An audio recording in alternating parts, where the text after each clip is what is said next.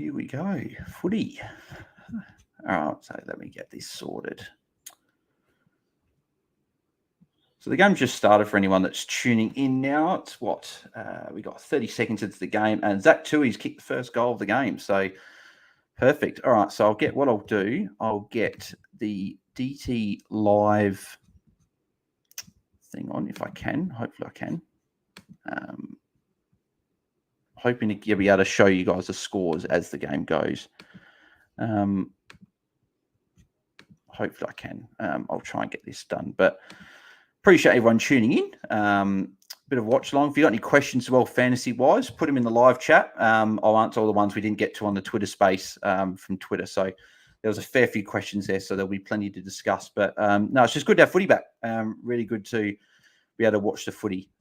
So yeah, hopefully, as I said, I can get this DT live fantasy thing, so then we can keep track. But I don't know if it's going to let me. I don't know if I had to do it before I went up, which is a little bit annoying if that's the case. But yeah, if I can do that, let's see if we can fix it. Well, a few people try and get on here. No, that's not going to do it. Would it be this one? Share screen, would that be?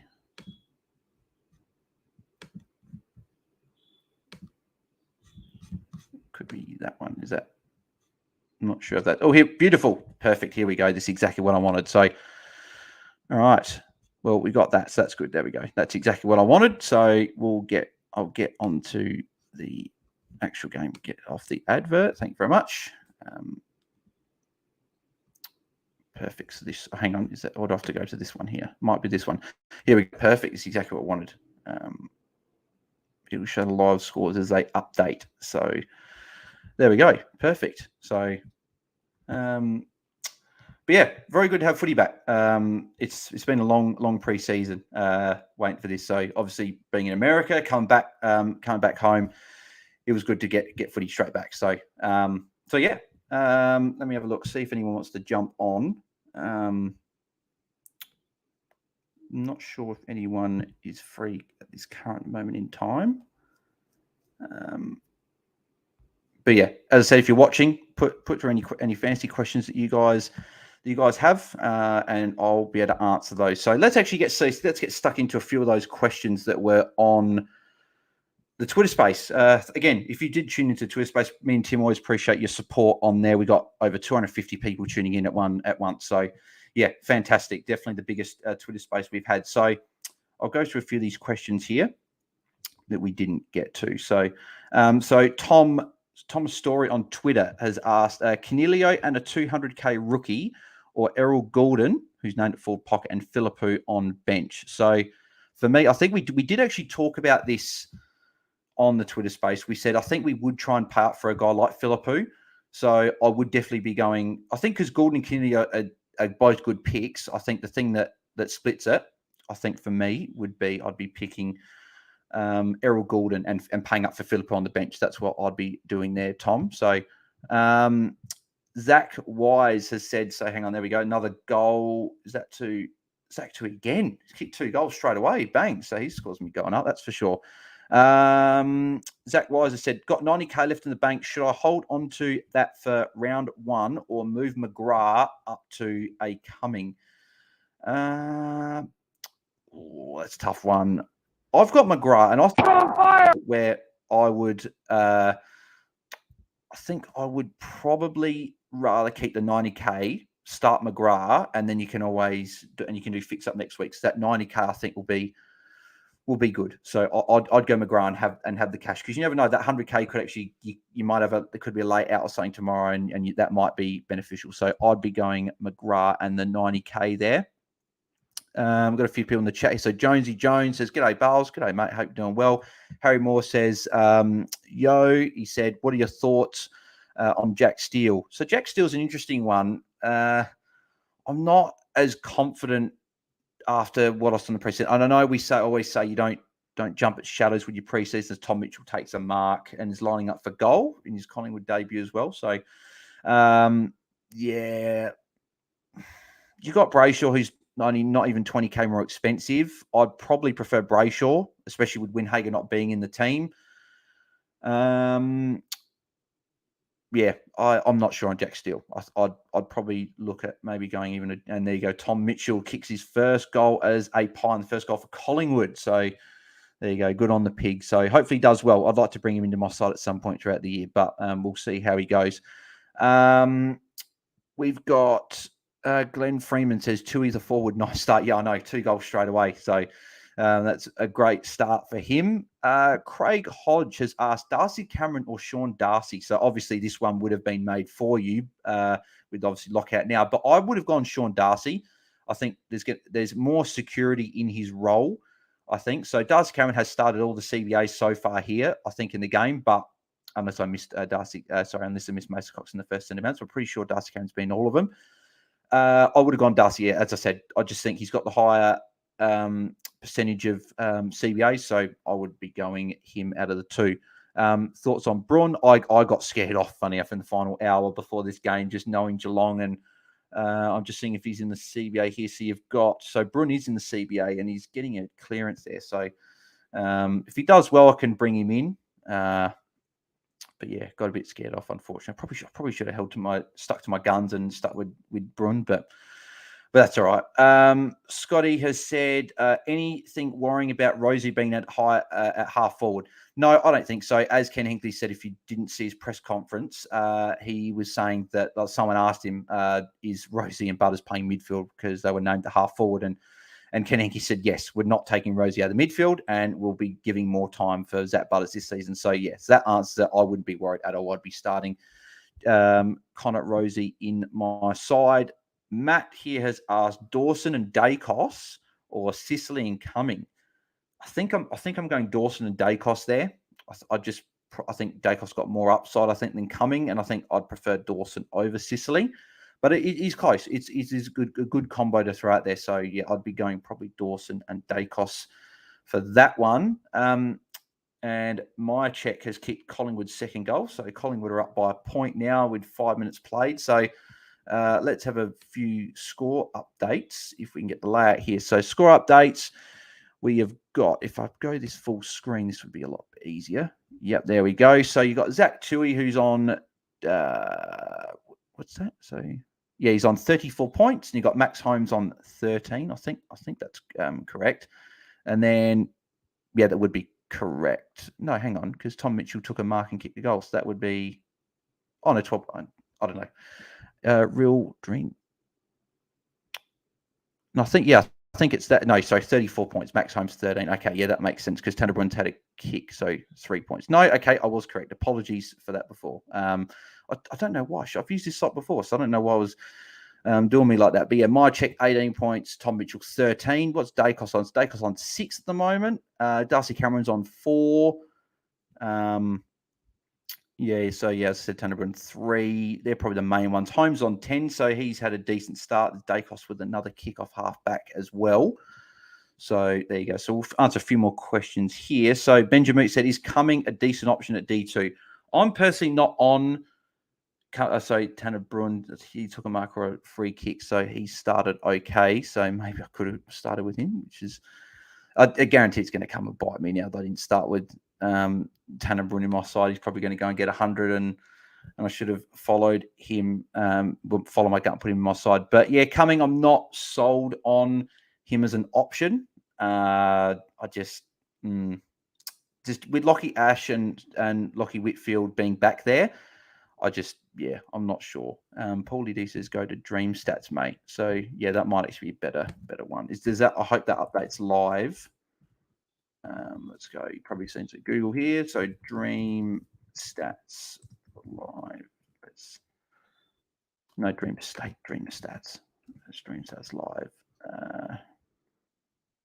There we go. Live AFL Dream Team score and stats. Yeah, that'll be a better one. Tom Mitchell with a handball there as well. Let's have a look.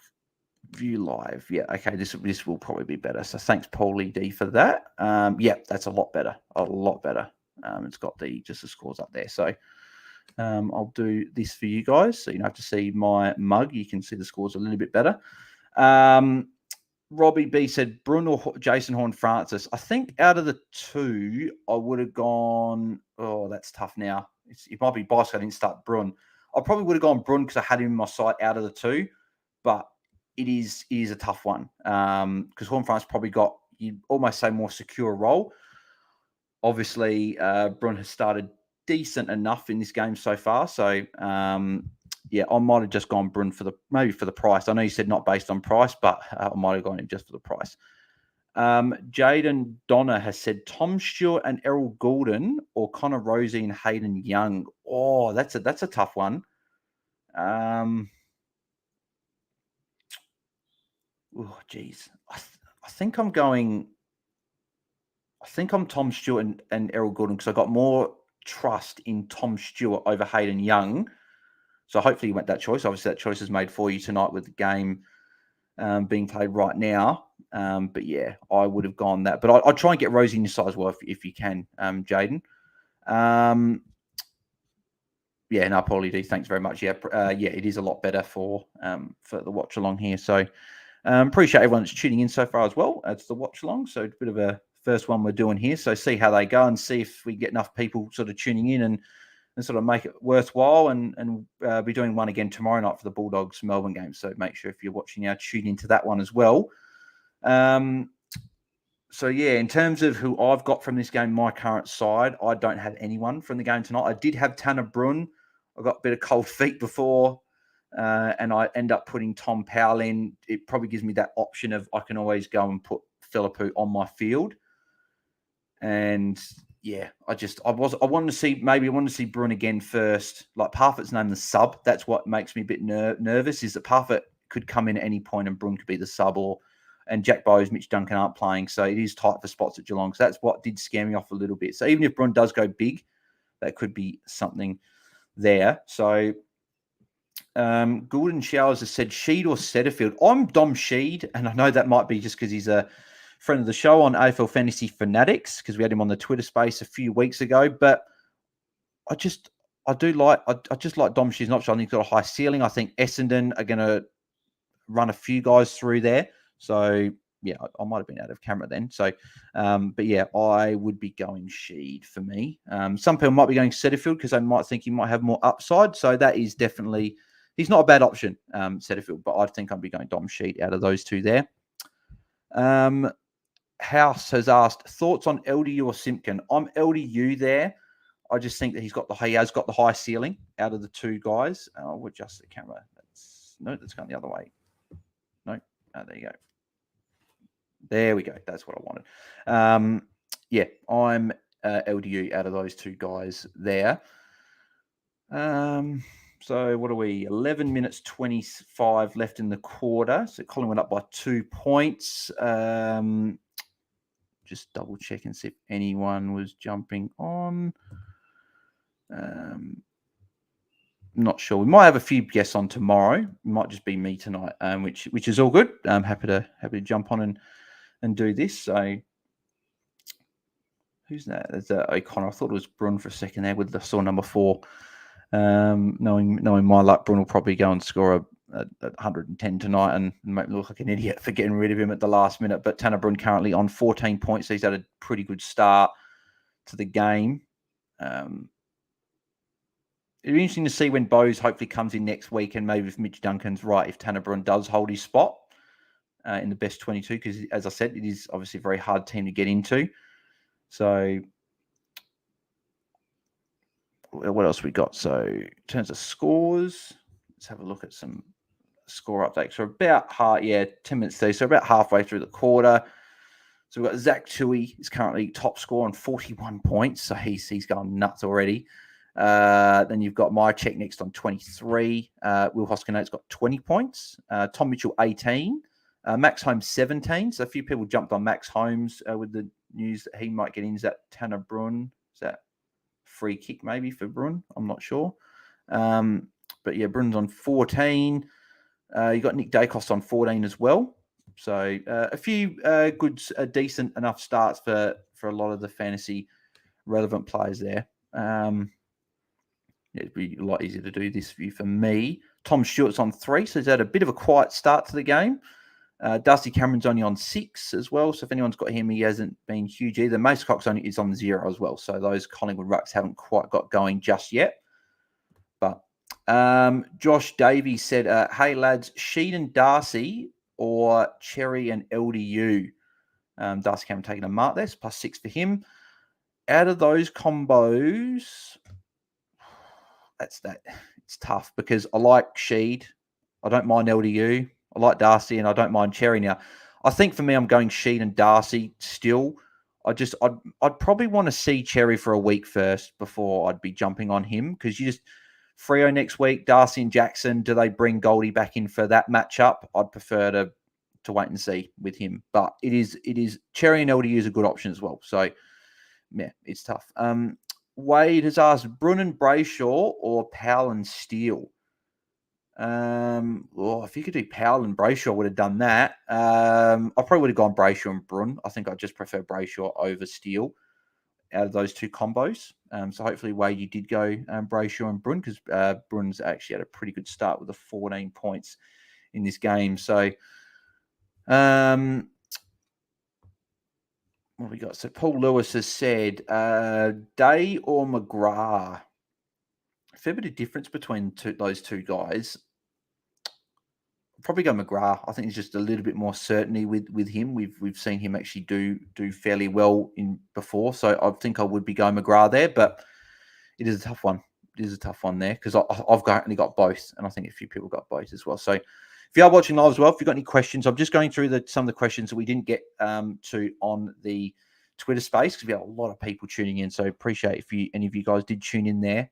So if you do have any questions, put them in the live chat here, and I'll get to them as we watch this game together. So Tyson Stengel lining up for goal to put Geelong back in front by 3 points. Couldn't quite get out there, and he's kicked the goal. So Geelong go back in front. Stengel with another goal there. So he's been very good for Geelong since he moved from Adelaide. Bit disappointed that Tyson Stengel didn't quite work out at Adelaide. Obviously, just a few off-field things that didn't quite get sorted here, and moved to Geelong. He's done well. So good for him, and you won a premiership. So you're always happy if you move clubs and you can win a premiership like that. So yeah, good for him. Robbie B has said Chandler or Long is the last 200k guy in the team. I'm Noah Long there, definitely, out of those two. I just think with Melbourne's team, you're going to have Bailey Fritsch, Jack Viney a little bit longer term, but Christian Salem, there's probably another few guys off, Stephen May, a few guys there that I would prefer over him. So, I'd be going Noah Long. I think his job security is a bit better. I think job security for both might not be amazing, but I'd prefer Noah Long out of the two. So Mason Cox has got the CBA as well. So we got here. So we've got Atkins, Dangerfield, and I didn't quite see who, and Guthrie in that centre bounce. So no Tanner Brun in that centre bounce there. Lin Jong said D3 McGrath and Warple versus D3 Day and Sheed. It's funny. I've got all four on my side, so that's interesting four there. McGrath, Warple, or Day and Sheed.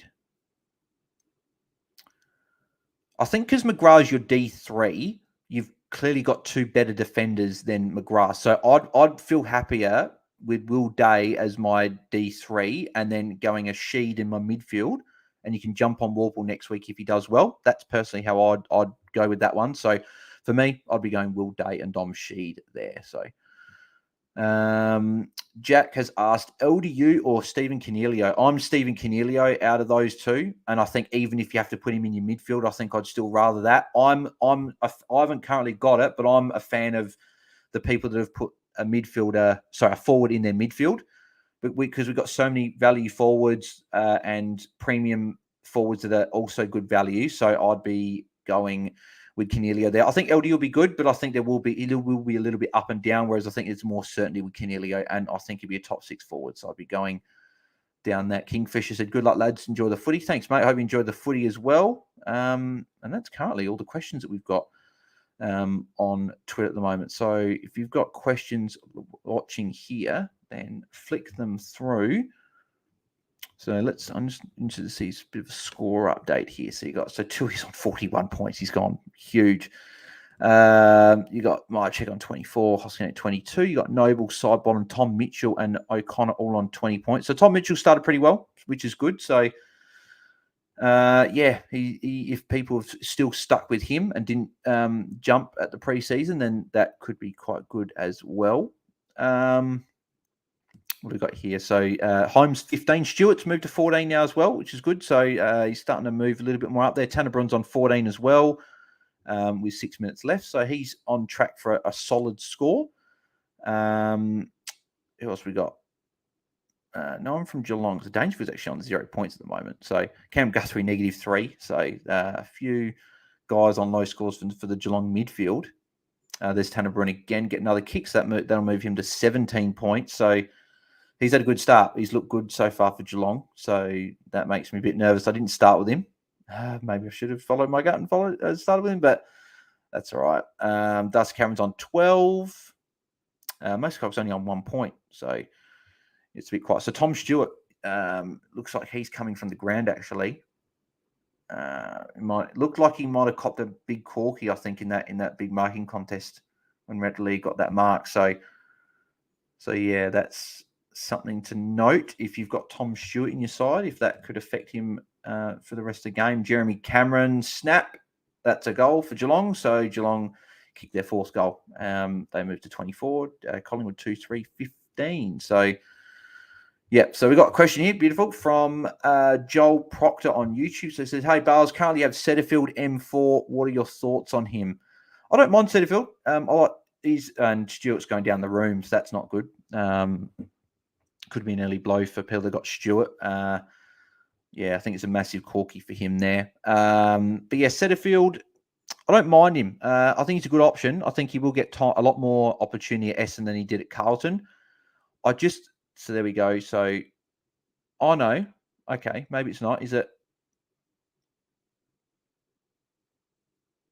Or it could be, look, is that a groin or a knee or something that Stewart's done? Okay, that could be a little bit more serious than just a corky. So, Parfitt warming up as a sub. So, that's interesting if Tom Stewart's out, then I'd be interesting to see what his ownership's like. So, who's in the centre back? So, Dangerfield, Atkins, and Guthrie again. So, yeah, it does look like Tanner Brun's going to have a 50-50 split between on ball and forward, I think, from what I've seen so far, unless he's on a wing or something. Let me have a look at Stewart's ownership, because that'll be quite interesting to see what it is. So Guthrie just looks so different with the really short hair, the shaved head. So I was wondering who it was. I thought it was Menegola for a minute there. So Tom Stewart's ownership at the moment is sitting at 14.2%. So it's actually selected by a decent amount back there. So that's a bit of an issue if he doesn't come back on. So apologies, Joel. Getting back to your question. Sorry, just with the injury, sort of got off track. But yeah, with Setterfield, I don't mind him. As I said, more opportunity Essendon. I prefer Sheed if you don't have Sheed. I also like Warple, who's about 160k less. I also like Callaghan all the way down there. But I think I'd almost go Setterfield over Callaghan just because he's going to be playing the inside mid role. Callaghan on a wing. You can always jump on Callaghan next week if he gets away from you. Whereas Setterfield, you probably want him this week if he's going to work. You can always jump on Setterfield next week. No one's saying you can't. So, but yeah, I think I'd rather Setterfield to start. Tom Mitchell with almost a tackle there. Dangerfield, that's a very good kick. That's a goal. Yeah, 5 goals to Geelong now. Good start for Geelong. 5 straight. 30 as well. So Dangerfield, great goal there. That looked like Danger of old. That goal there. But yeah, so let's have a non-score update while it's there. So Zach Tui still on 41. So he hasn't actually scored many points lately, but he sort of went bang from the get-go. So you got Hoskin Elliott 28 there. You got Tanner Brunt on 17. So he started really well. He's been a little bit quiet last 5 or 10 minutes, but you'd be pretty happy if you got 20 points in the first quarter. So you tick that off at the moment so far. Tom Mitchell on 20 points as well. You got Nick Dacos down at 14 points. Geelong is a tough matchup. I have flagged this for a little bit, that Geelong is tough for defenders to score. Well, just for anyone to score against, because how good Geelong are. So you got Darcy Cameron is on 12 points. So you'd want Mason Cox got another CBA, so it really does look like he's going to be a 50-50 split. So Brun's got the CBA and he's going to get a handball here. Could get it back. He's going to get a kick. So, oh no, hang on, it's a free kick, so it doesn't count. So Bruno moved to 19 with that one. I just hope he doesn't go too good, because I can always jump on him next week. Maybe I shouldn't have jumped the shadows, but yeah, we'll see. I probably could have thought plays a better team, Brun over Tom Power, but yeah.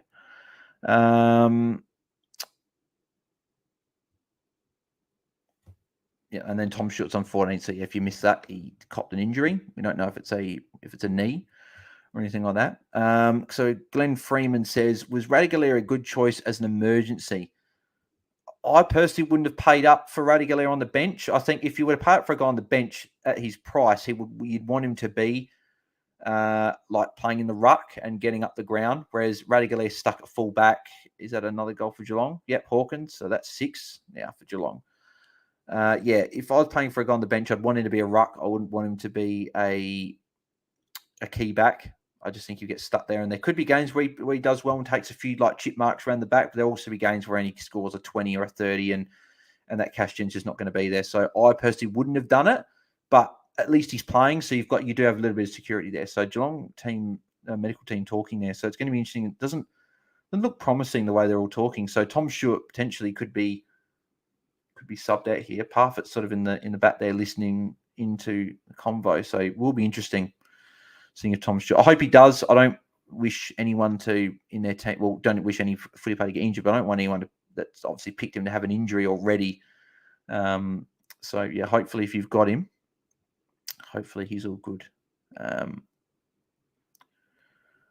Joel Proctor has said, do you think most people are running 2 defender rookies? I think so. I think that's pretty much what a lot of people are doing because there's just not enough value in defence. So I think that they do. So Brun at another CBA here. This is interesting. He's had a lot of CBAs.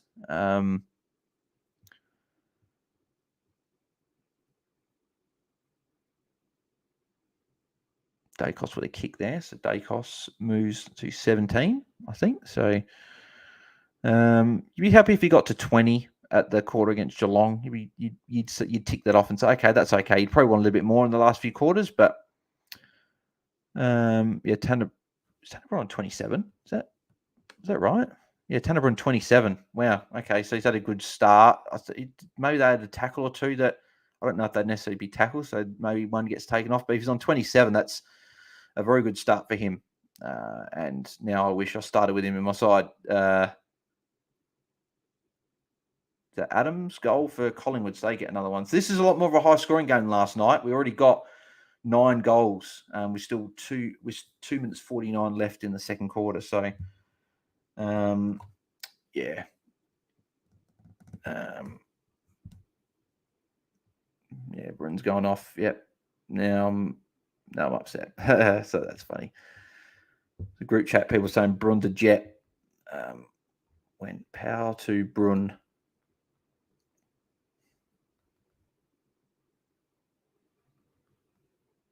Sorry, went Brun to Power. Sorry.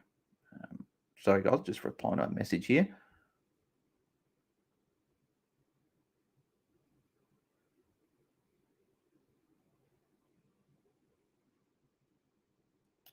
Yep, not happy with that one, but yeah, if you could pick Brun, then that's a good pick for you guys there. So, is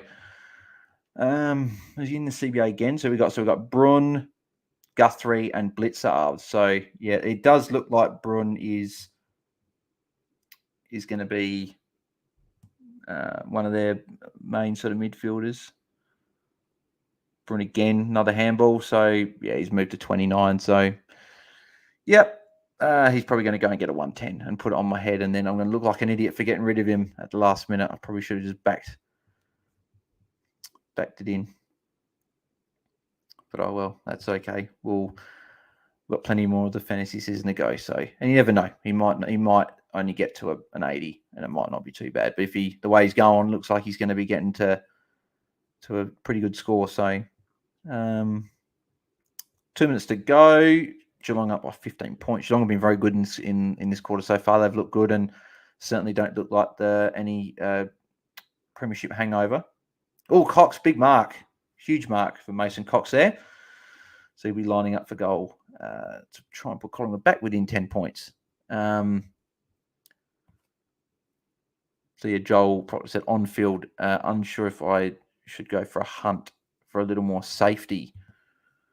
If you've got the spare cash there, I would just put Hunt there. I think because I've currently got Chesser and Jinby there. Is Stuart being subbed out? I'm not sure. Interesting to see if he gets subbed out. Cox, mate, getting in a Radigalia. Cox does all the time. It's hilarious. Gets into everyone. It's like, Mason, mate, come on. I'm really intrigued to see if Stuart has been ruled out, or if he's just resting for the last minute and a half on the bench. His body language looked a bit dejected and not too happy, but that could just be because he's injured. So, yeah. So yeah, if you're watching live, let me know in the comments who you guys have got playing. Who I should have asked this before. I don't know why I've left it till now, but let me know in the comments who you guys have got in this game. Have you guys got anyone? I think a few people have got your Dacos, and obviously a few people have got Stuart as well. So unfortunately, he's injured at the moment. Hopefully for you guys, he comes back on.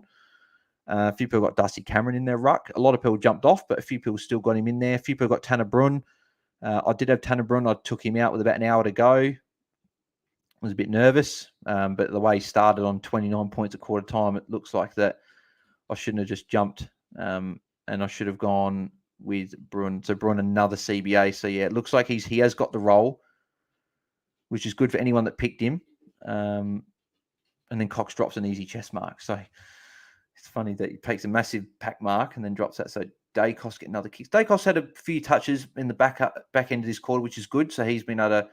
We scored back, and is regularly giving away a free kick. Yep. So Collingwood will have a chance to kick their fifth goal. So yeah, this really high scoring quarter, which is good. Last night was a great game, but it was low scoring. Whereas tonight looks like these two are going to be scoring a lot. And what in the qualifying final last year, we know that Geelong and Collingwood had a great game, and if Collingwood were just a couple points better in the prelim, I think it would have been a lot more of a closer grand final than. Well, you can't say that. You can't, because obviously it could have been completely different. Geelong were just really good that day. So Geelong could have smashed Collingwood as well. They might have smashed every team, but you just think maybe Collingwood, Geelong would have been that better grand final. So yeah, McStay kicks the guys from the goal space, expecting to kick it. They're back to within 3 points with 36 seconds to go. So yeah. Tom Stewart doesn't look happy.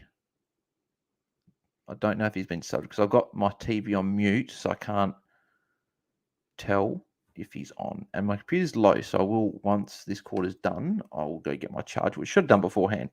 But yeah, actually, there's my charger there. Actually, I don't have to get up, which is good. So Tom Stewart's been on the bench here for 11 minutes. It doesn't look like he's been ruled out, because I would have subbed already, unless they're going to wait till quarter time to have a discussion with him. Tom Mitchell, that'll be a free kick, holding. Gets handball there. So there you go. Tom Mitchell had a few touches early.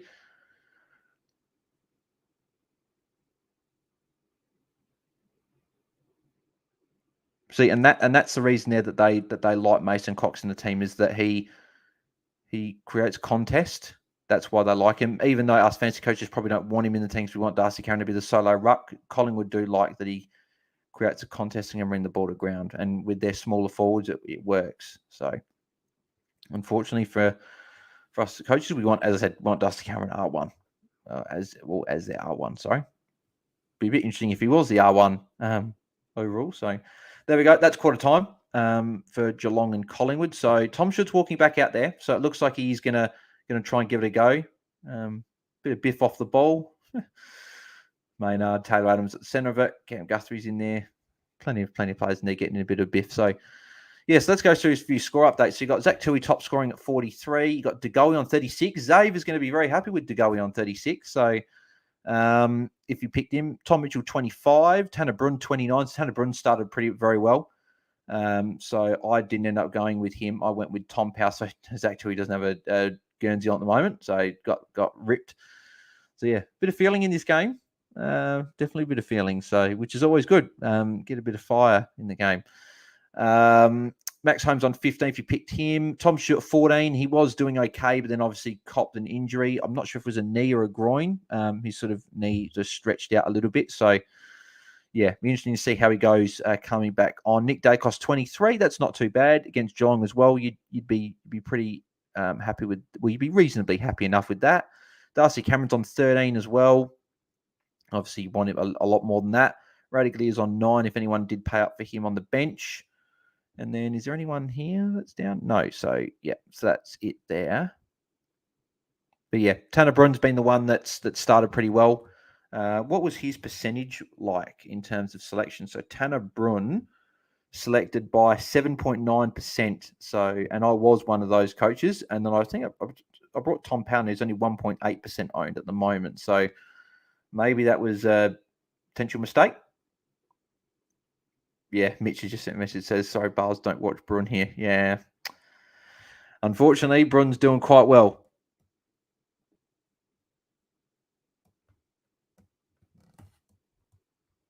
Yeah, far out. Yeah, that's funny. Typical fantasy. Would you want to play, you get talked out of it, you jump at shadows, and yeah.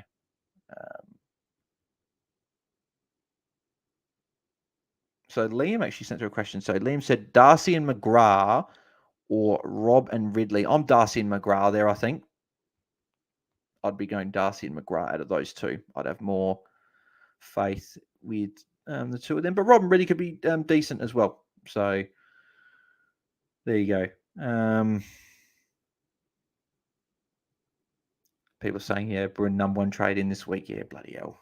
Yeah, I'm going to have to fix that up. I should have just stuck to it. I should have just stuck to my guns and kept Bruin in my side and just gone if he shit the bed. Then I could have just always traded him out. But yeah, what are you going to do? Anthony Beresford has said Cogs and Philippou or Rosie and Callahan. Oh, that's a tough one. I think I'm Rosie and Callahan. I think I'd much rather. If you can get, I would try and get Philippou on your bench as well. So if you can do that and get Rosie and Callahan, I'd do that. So yeah, tough one though. I'd like to have all 4 of those. But yeah, just if you can go only one, I'd be going Rosie and Callahan. Paulie D also sent Brun to power the Savo. Yeah, mate, I know.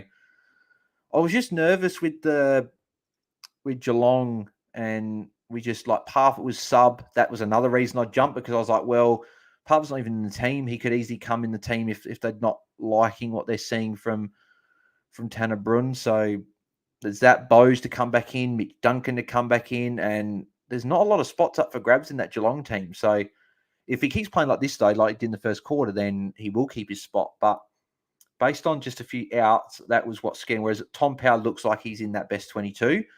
And with Will Phillips not there, he'll be, I think, that 3rd or 4th midfielder in there, which could lead to decent scoring. We've seen that he can be a decent scorer, and he has shown in the past in his rookie year. So, yeah. But maybe Brun was probably the guy to stick with. But hey, you're not going to get every pick right in your starting side. There might be a few people out there get it, but then maybe week 2, it turns bad, and a few guys get injured or a few guys turn up. So fantasy is a weekly game, and you're not going to be able to have everyone. So you never know. Tom Powell could come and get 100 tomorrow, and then we jump on Powell and Brun. So we'll see how it goes, Paulie D, mate. But hopefully Brun doesn't go 150 and then Powell goes like 50. Charlie Bochick says, I went Day to Jinby and then Green to Laird today. Thoughts? I like that. I'd definitely prefer.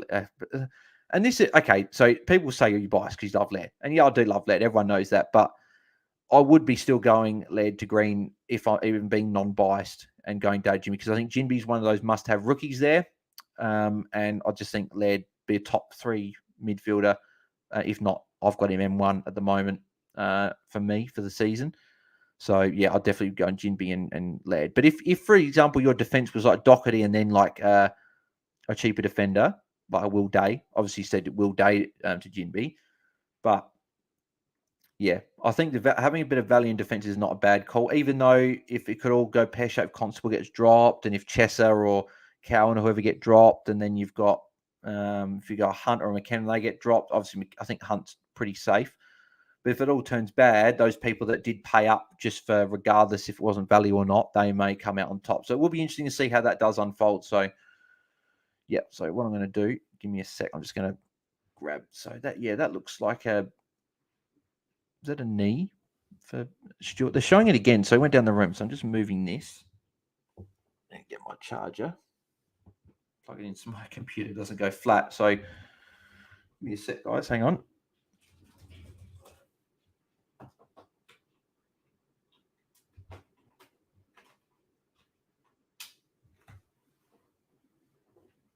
All right. Of course, the computer charger's all tangled up as usual. So, actually, any score updates with anyone add any points? So, Brun 29 still, Dacos still 23, Mitchell 25. Nah, doesn't look like it. Doesn't look like anyone of note got an update. So, Holmes, Guthrie, and Dangerfield were the starting three in the centre backs. It looks like maybe Brun is that guy that starts on the bench and comes on, but it looks like he does have a decent midfield role because Duncan coming in is not going to affect Brun. It's just maybe is it going to affect are they going to push someone from a half back to a wing, like a Tui back to a wing, and then are they going to put Duncan at half back, and then does like a Holmes go even more inside? So they do like Holmes, as we know. So there we go. Plug the computer in. There we go. All right. Okay, we're back. Beautiful.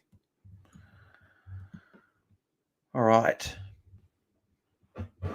So yeah, as I said before, if you've got any questions you want to send them through in live chat, let me know and I'll can answer those and we can chat some footy. Hopefully tomorrow night will be more interesting. Hopefully we'll have someone else jump on and check. So it's sort of talking by myself. Obviously I'm talking to you guys and it's obviously great interacting with all of you guys watching. But then sometimes if it's just me, it can sort of get not boring, but almost I feel like personally for me it gets stale, like for me, because I like talking to like people, like actually person to person. Wow. Okay. Paulie D has just said that Stewart's been officially subbed out. 14.2% ownership. Wow, that's a pretty big one. That's going to be a likely forced trade for a few coaches. I know we were talking about him in the Twitter space, and is that Pendles with a goal? Yep, Pendles kicked the goal. So Collingwood now back in front. So good game on Friday night. We've got 12 goals already. Looking really good. But yeah, the Tom Stewart one, we were talking about him in the Twitter space and we were saying that he wasn't a bad option, that being underpriced from the injury last year, and then the suspension didn't come back and didn't look himself. He got tagged against St Kilda for a really low score. So we said that he could have been a bit of value. I wasn't on him because I wanted to bring him in later in the year when they've got more games at GMHBA, but I didn't mind the picking him because I think he was a little bit of value compared to others. So unfortunately, he has been subbed out of the game. And for 14.2% of the comp, which is a decent chunk of coaches, they're now going to have a 14 on their field from a premium. And then if they get a rookie score a 40, then they're going to get only like 60 points from a premium and a rookie. So that's obviously not great to start the year. You don't want stuff like that happening round one. You just don't. You want obviously you want all your players to get off to a good start, but more importantly, you want them all full health and not injured. Or if they're going to get injured, you'd want them on like 100 points or a good amount of points. So is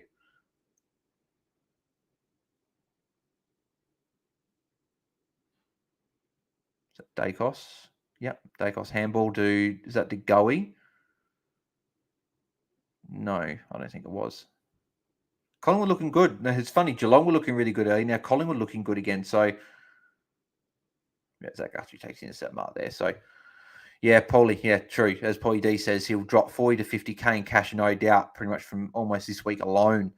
So he's getting the sicko in all of us. I know I'm not the only one. I know you guys are probably thinking it as well, but he'll be a good option to pick up in about 5 weeks when hopefully the injury's not too serious. And when he comes back, plays a few games, drops in price, he'll be a pretty highly owned player because this is the sort of thing we look for in fantasy. Those upgrades, you want those underpriced premiums due to injury or role change or whatever in the season. So, but yeah, I definitely wouldn't.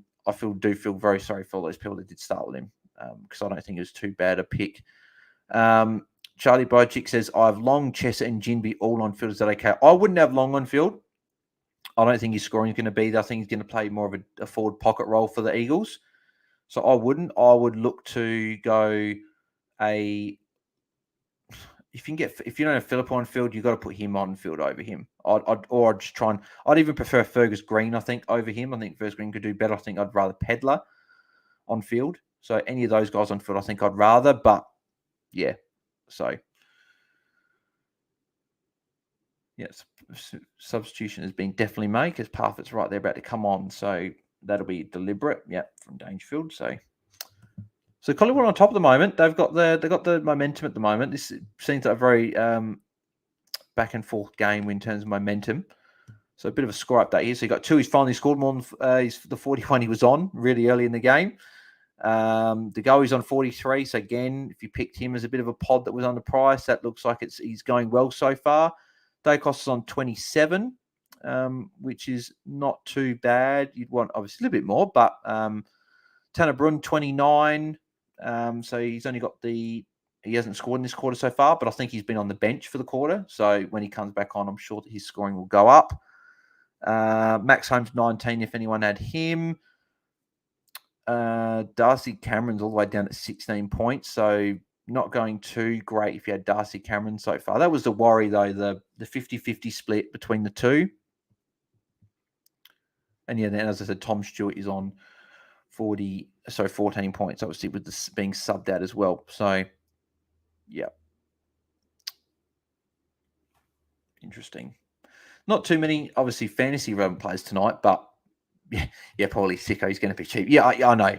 All the Sicko in us were saying that that's exactly right. We're all going to say that, but yeah, as I said, feel very sorry if you did pick Tom Stewart, but hopefully you can get it in another week, and maybe other people have got a guy that gets injured. Dusty, so Jeremy Cameron hit the post. So Geelong's first blemish on the scoreboard. So Nick Dacos with the kick in. That's exactly what you want to see. So he's going to play. So he moves to 30 now. So he started well, Dacos. Started solid enough anyway. I didn't start with Dacos. I was just a little bit turned off with the tag for one. But then having Geelong round 1, I think he's got Port Adelaide in the first month. I think he's got Richmond, who can be a bit stingy on their day as well in terms of scoring. I was just a bit nervous with him. So I thought I'd much rather not start with him, and I can always bring him in next week if he went really, really well. And yeah, just the tag is what also scared me off a bit as well. So yeah. Let's have a look. Any messages? Harry Moore, appreciate you subscribing to the channel, mate. If you haven't subscribed as well, click the sub button. I think it should be in the bottom right hand corner of this, but if not, it'll just be on there. But make sure to subscribe to the channel. We're nearly reaching 1,000 subscribers. I think we're near 750. I think we're 742 now. So yeah, it's shot up in this preseason. I think we were sort of 520 preseason. Now we're near 750, which is good. So in only a couple of weeks, which has been fantastic. So I appreciate the support you guys shown on the channel. Tom Hawkins kicks the goal there. So Geelong back in front. So yeah, really liking this game so far. It's been good, except for not having Tanner Brun. That's been the one thing. But Charlie Bodchick, Bales, is Angus Brayshaw a good option? Is Angus Brayshaw a good option? I think he is. If I had to pay up for someone, I think Brayshaw would be almost my pick. It's him or Dawson for me if you're going to pay up for one of those defenders, except Doherty. The only reason I'd go Brayshaw over Dawson, I think there's one sort of small thing that puts it in his favour, is that Brayshaw won't get tagged, whereas Dawson will. And in round 6, I believe, Adelaide come up against Hawthorn. So I'd be a bit nervous that he will get tagged in that game, Dawson, and he could be kept to a low score. So I'm more taking Dawson post that game because he doesn't play Hawthorn again for the rest of the year. And that's the only real hard tag I see coming. Those way he'll get tension. Like St Kilda will probably put like a Mitch Owens on him, and there'll be a few games where he scores low. But for me, so Tanner Brun and Tom Mitchell there going shoulder to shoulder there. Oh, bloody chair rubbing against the desk there. I don't know if Tanner Brun got paid that tackle or not, but Dacos with a handball as well. So yeah, Dacos starting to rack up a bit of the ball, looking good.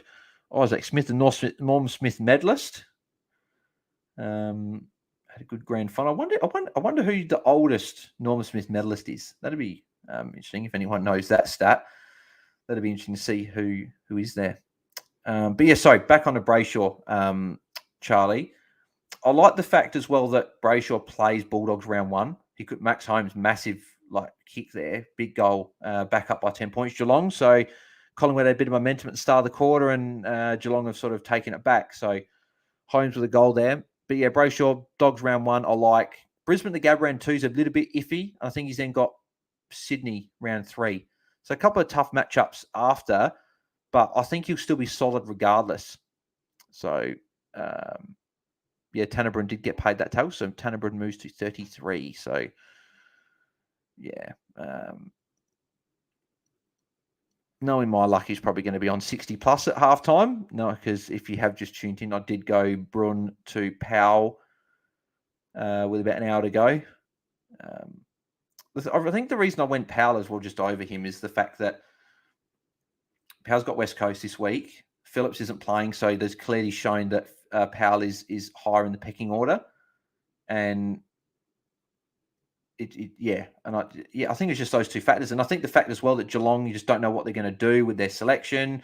Parfitt's a sub, obviously he's been subbed on now, but he was a sub, and it's like, well, could Brun just get dropped if he had a poorer game this week and go back to the VFL? That would always be a possibility.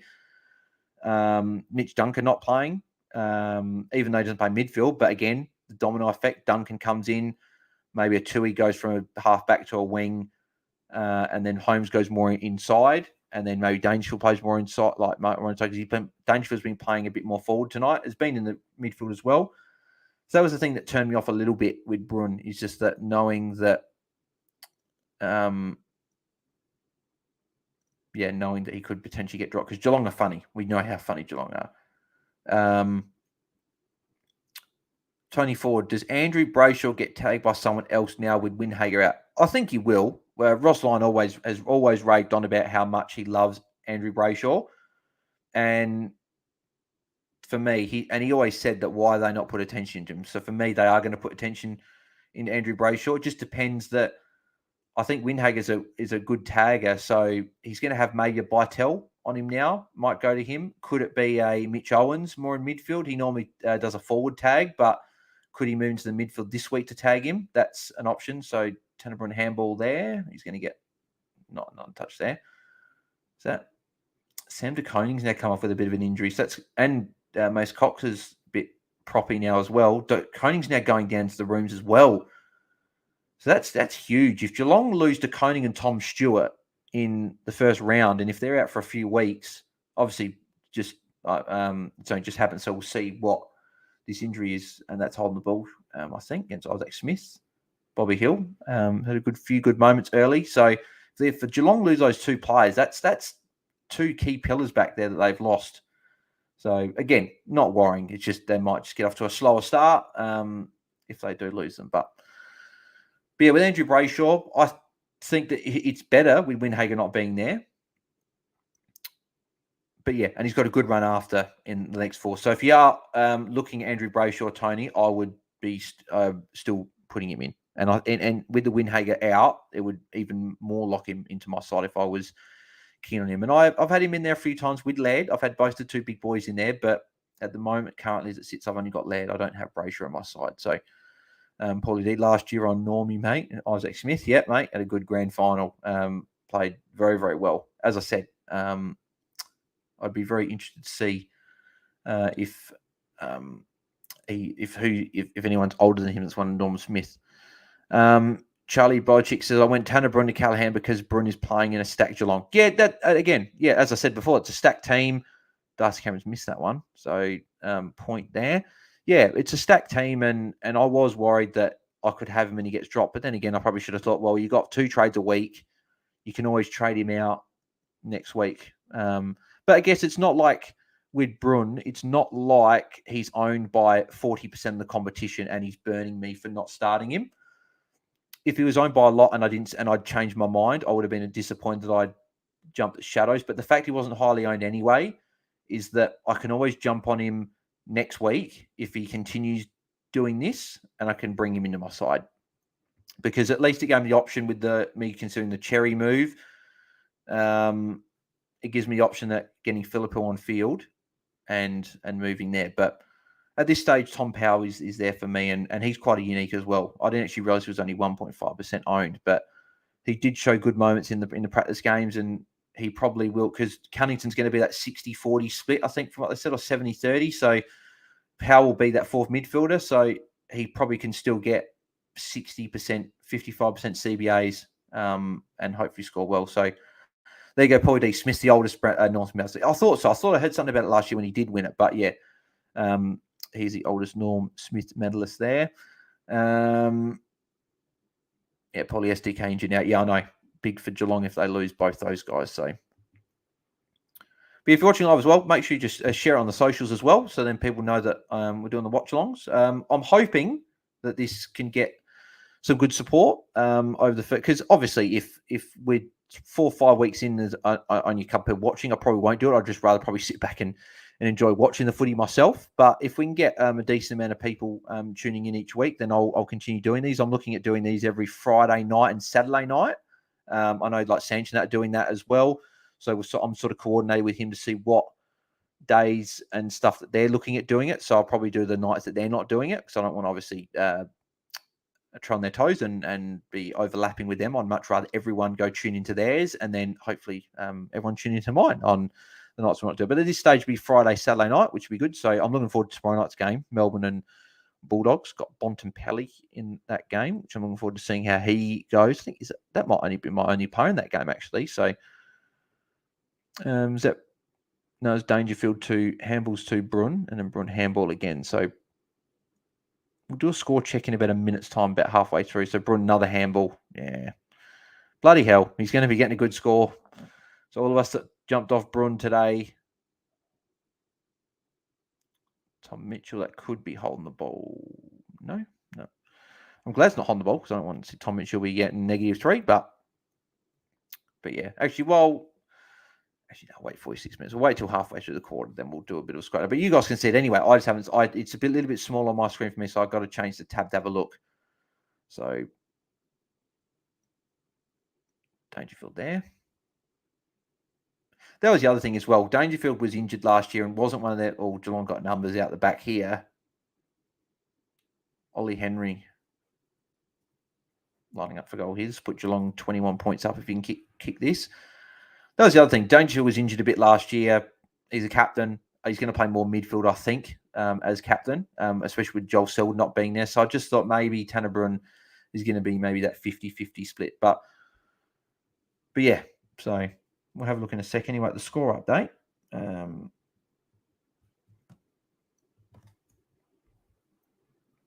And Henry kicks a goal. Yep, there you go. So Geelong up by 21 points. Geelong 10-161 to Collingwood 6-4-40. So good game at the moment. Already both teams nearly on 50 points each, and we're only halfway through the second quarter. So looking at the score update here, so you've got Pendles and Zach Tui top scoring for the moment with 54 points. I feel like I've gone back 5-6 years, more with the Pendlebury one. Then you've got Nick Dacos on 44. That's good for all those coaches out there that have got him.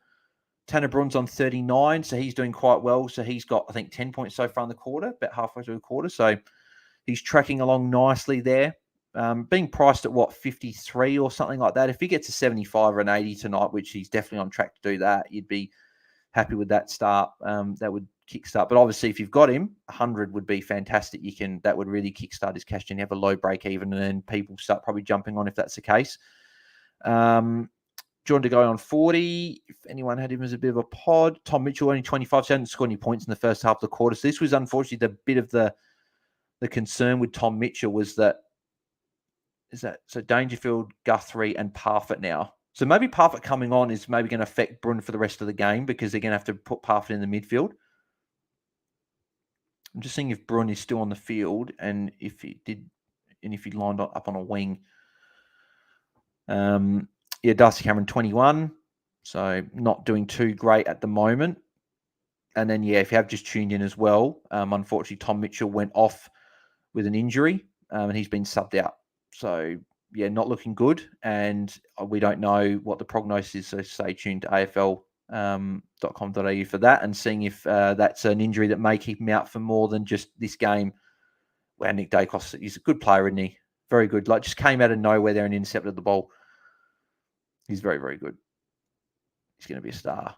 It's just that with the second year, he's going to be in our fantasy teams for the next 10, 15 years. So he's going to be that guy that's always going to score well. It was just I was a bit concerned with just the attention and the if he had an easy matchup to start the year, I would have been more inclined to put him in my team. But I was just concerned with that tough run and the attention. I decided to go McGrath instead. So Darcy Cameron taking inset mark there. So that moves into 27, which is good. So hopefully he can do a few more of those and move himself closer towards 40, 50 points before half time. So yeah, 27 is not the worst. So we ticked over an hour as well here. Stream started a tiny bit late than what I wanted. The Twitter space on Twitter went for heaps. A lot of people tuning in. So again, if you tuned in for that, appreciate you guys jumping on and talking through that with us, having Mitch and Luke from the Ball Boys, which is good. So if you haven't subscribed to them on YouTube as well, make sure you head over to that and subscribe them. They put out a lot of really good content. So yeah, go subscribe them. They're nearing 800 subscribers as well. So help them reach the 1,000 subscriber goal. That's what we want. Everyone to get to 1,000 subscribers, and then, as I said to Luke, 100,000 subscribers. Luke will know exactly what I'm talking about with that one. Mason Cox, another big grab. There's a couple of grabs Mason Cox has taken. So yeah, and then we also had James, who's Shuckers from last year. So he came second overall. So always good to get him on for a chat and pick his brain. He's obviously got a lot of good fantasy knowledge. And then Timmy, other half of the AFL Fantasy Fanatics, jumped on as well for a chat for a little bit towards the end there, which is good. So, and Mini Monk, we're going to get him on, unfortunately, but just wasn't quite working. He kept saying connecting and it didn't, and kept kicking him out. So unfortunately, we couldn't get him on. Would love to get him on as well. Obviously, a very good coach as well. So most Cox, snapper in the body. It's a goal. So Collingwood get one back. So 10-1, 61 to 7-4, 46. So there we go. So again, if you've got questions, keep sending them through if you're watching live. I'll answer those. Went through some Twitter questions before. I reckon at halftime, I'll probably go into a bit more of the Cherry debate. If you probably heard the news that Cherry looks like might be number one, so I'll probably speak about that. I'll speak about the D2 position. It's been a bit of controversy with Yo being out, so people are sort of not sure what to do there. So we'll go through all of those as well.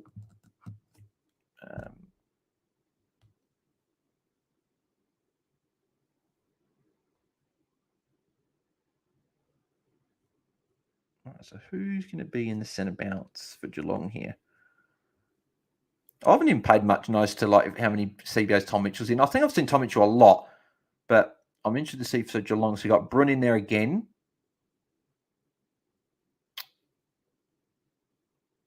I don't know if that's how. So Tom Mitchell wasn't in that CBA then, but he got the handball there.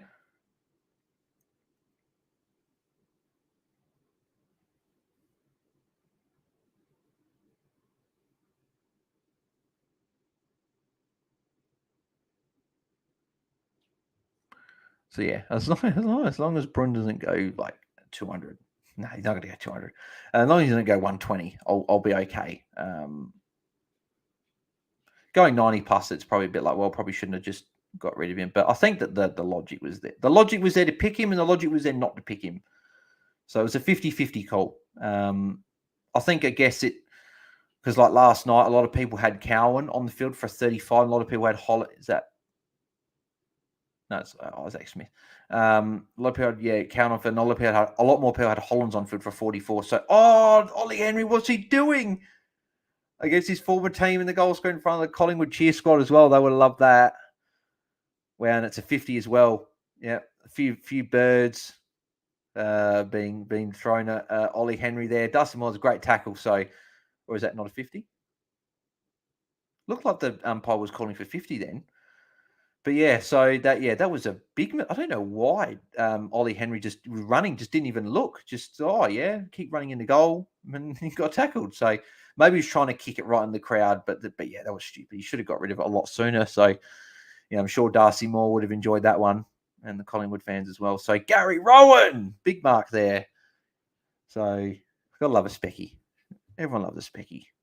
So I know my mate Ryan loves specky. It gets quite loud. So probably a good thing he's not on the stream today, because he would have got quite loud if he saw that.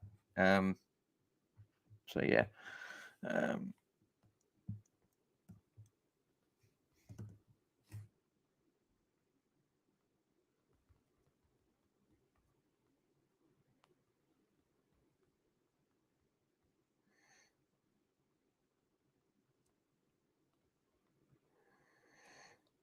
So I'll just find a message. Here. Oh, beautiful. Looks like we could have someone jumping on, which is good. I should just be able to go.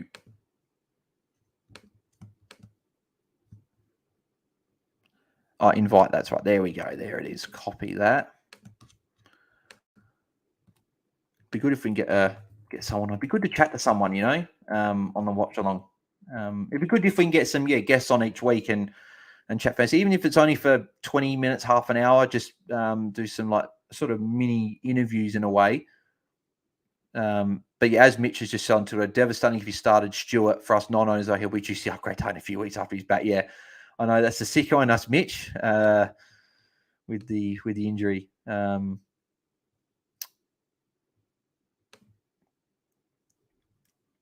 So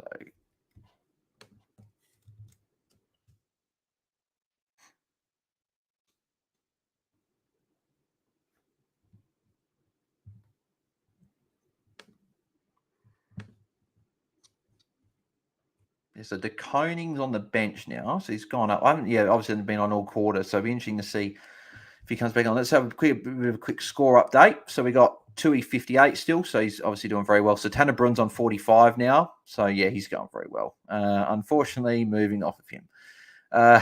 Nick Dacos 46. He's doing pretty solid at the moment, which is good. So he's on track for the ton. Max Holmes 32, Darcy Cameron 33. Yeah, so pretty much everyone's on track for okay scores so far at the moment, which is good. It's got 4 minutes to go. So Brun looks like he's on track for 100, which is fantastic. Here he is. If we can. Oh, perfect. Just add under there. Lunch, mate. How you going? Yeah, good stuff. Oh, yeah. It'd be better if I started Brun in my side and didn't jump off of him with an hour to go, but it happens. Yeah. What were your... one that I was? Yeah, sorry, you go. It was one that I was interested in, but it just didn't really fit my structure. I didn't want to go too deep up forward, so didn't go with him in the end. Yeah. But what would your thoughts have been on Brun before watching this? Were you a fan of him or were you fading him? I wasn't wanting to deliberately fade him, but I wasn't a massive fan. He was in a tricky spot. I think he was going to get CBAs, but I just had concerns about his job security. But, tonight he's looking very, very good. So it's a very tricky one. He's looked good. He's getting a lot of CBAs as well. I've been keeping a close eye on his CBAs. The only thing I was just worried about was that Jack Bowe's not in the team, Mitch Duncan not in the team, Parfitt was a sub. I thought if Brun was to be quiet this game, he could be a guy that could be dropped after a week and be put to the VFL. That was why I ended up going. I don't know what your thoughts are on a Tom Powell. That's who I ended up going to. Don't mind it. At this point, I just thought the West Coast matchup and the fact that Will Phillips being dropped. It's funny though, as they say, Tom Powell hasn't been in my team all preseason. And then with an hour to go, he comes in, but I don't think it's like an out there pick. I think that he's sort of flown a little bit under the radar, I guess, with all those mid-price picks. So you like Powell? He's definitely someone I considered, but again, I never really wanted to run the mid-pricer at F5, so I never really looked at how they would look in at least my fantasy team. I had a look at them in Dream Team and Supercoach as well, but I stuck to a very Guns and Rookie style approach through our forward line. Yeah, so at halftime, we'll probably talk about, obviously not going to give you a whole team weight, maybe talk just a few interesting things. Obviously, Dacos has started as doing okay against Geelong. Yep. So have you got Dacos on your side? I do. I do have Dacos in my side. He was one of the ones who came in after the Yo injury. Okay, And he was the one that I took Yo up to. So Yo was at D3 for me, and I actually decided to go up. And part of that was actually taking one of my midfielders down to a cheaper option in the process. But I'm going to keep that a little bit under wraps for the time being as to who that was. Yep. It's all right. You got to keep the secrets, mate. Got to keep them close to the chest. Exactly. Actually, I'm just looking at what's Tom Mitchell on at the moment. So Tom Mitchell's Not on, good. yeah, Mitchell has 27. So not looked good. Give it to him. so Give it to him. what do you? Well, actually, what time of the game are you on? Because I've got 2:25 in the so 2:20 left in the second quarter. I'm a bit ahead of you. Okay, yeah. Yeah. Oh, okay, yeah. I just saw give it to him, yeah, because Dacos. Yeah. Yeah, there you go. Yeah. And then Bobby Hill, let's say goal. Yep. So Collingwood, It might be it's touched. could be. Finger It's been a tip good game. It's been a good game so far. A lot higher scoring than last night. Both teams nearly on. Well, obviously Geelong passed it, and Collingwood nearly passed the score last night. So, yeah, I knew this game was going to be higher scoring than last night. Definitely a good game. But last night was a good game as well, just in a very different way. Yeah. Who have you got from this game? You obviously got Dacos. Have you got anyone else? Just Dacos. Okay, just Dacos, yeah. The only players that I was considering from either Collingwood or Geelong were, I mean, obviously Mitchell earlier in the season, but after the news came out, I just wasn't really interested. And then it was Dacos, Darcy Cameron to an extent, and the only player from Geelong really was Broome. Yeah. I think Broome was considered for a lot of coaches, and I think a lot of coaches similar to me jumped off just with the whole Geelong thing and whatever. So, yeah. As I said, as long as he doesn't go like 110, I think I'll be okay. But if he goes and gets like a 90 plus, I'll still be a little bit annoyed that I should have just left in there. And as we say, you got 2 trades a week. You could have always traded him out next week. But I have got a couple extra mid prices, I guess, than a lot of other coaches. So actually, how many rookies have you currently got on field? I have 6. Okay, yeah, because I've got 5. I have, I toyed with 5 earlier in the season, but I went a little bit more to a Guns and not a true Guns and Rookie style approach, but searching for value not through mid prices, but through underpriced premiums. Yeah, in the end. That's not high. That's not high. Parfit duck for that. It's annoying. Yeah, they've been good at picking a lot of the ducks tonight. They've been good at picking a lot of them. There was the Bobby Hill one earlier in the night, which was very, very well picked up. Yep. Nice. Nicely done, Dacos. Yeah, so he's doing all right. He's doing very well. Damn, it would have been well. It's a disappointment, obviously, for me not having him, is that he's obviously going well, and a lot of people have got him. I only faded him. I just thought the attention and the fact that he was playing Geelong. I think he's got Port, Richmond. He had a bit of a tougher run, but if he starts doing well, I'm sure there'll be weeks though that he doesn't have big scores and it'll probably even out. So I think it was a good pick regardless. Yeah, I don't think that Geelong was the one I was really concerned about. Defenders tend to score pretty well against Geelong. They tend to give up a lot of points. But Port Adelaide is a concern next week. And then in a fortnight's time, or 3 weeks' time, Brisbane and then St Kilda. That's where the concern starts to be. Yeah, so even if he scores well, there is a few tougher games as well to come up in the next few weeks. So we've got 50 seconds to go. Good Hawkins. I've got Hawkins in my keeper league draft. Picked him up really late. So that'll probably be pretty much it for the quarter. Yeah. So, the good thing about Dacos, if you own him, is that he's going to be really hard for people to get to. Yeah. I've got Andrew McGrath. So if I wanted to obviously move, I could do a McGrath up to him if I wanted to. Or if, for example, if I want to get the cherry bomb, which we'll talk about in a sec, I could go Darcy to him, and then I could go like a Will Day to Duggan for a week. And then if Duggan was poor, I could always move to Dacos a week after. That was sort of something that I could always do. But I think that, as people say, probably not chase Dacos after one good score, because you could just bring him in next week and you could put a poor one, as we said, against Port, and then you've chased him for no reason. So yeah.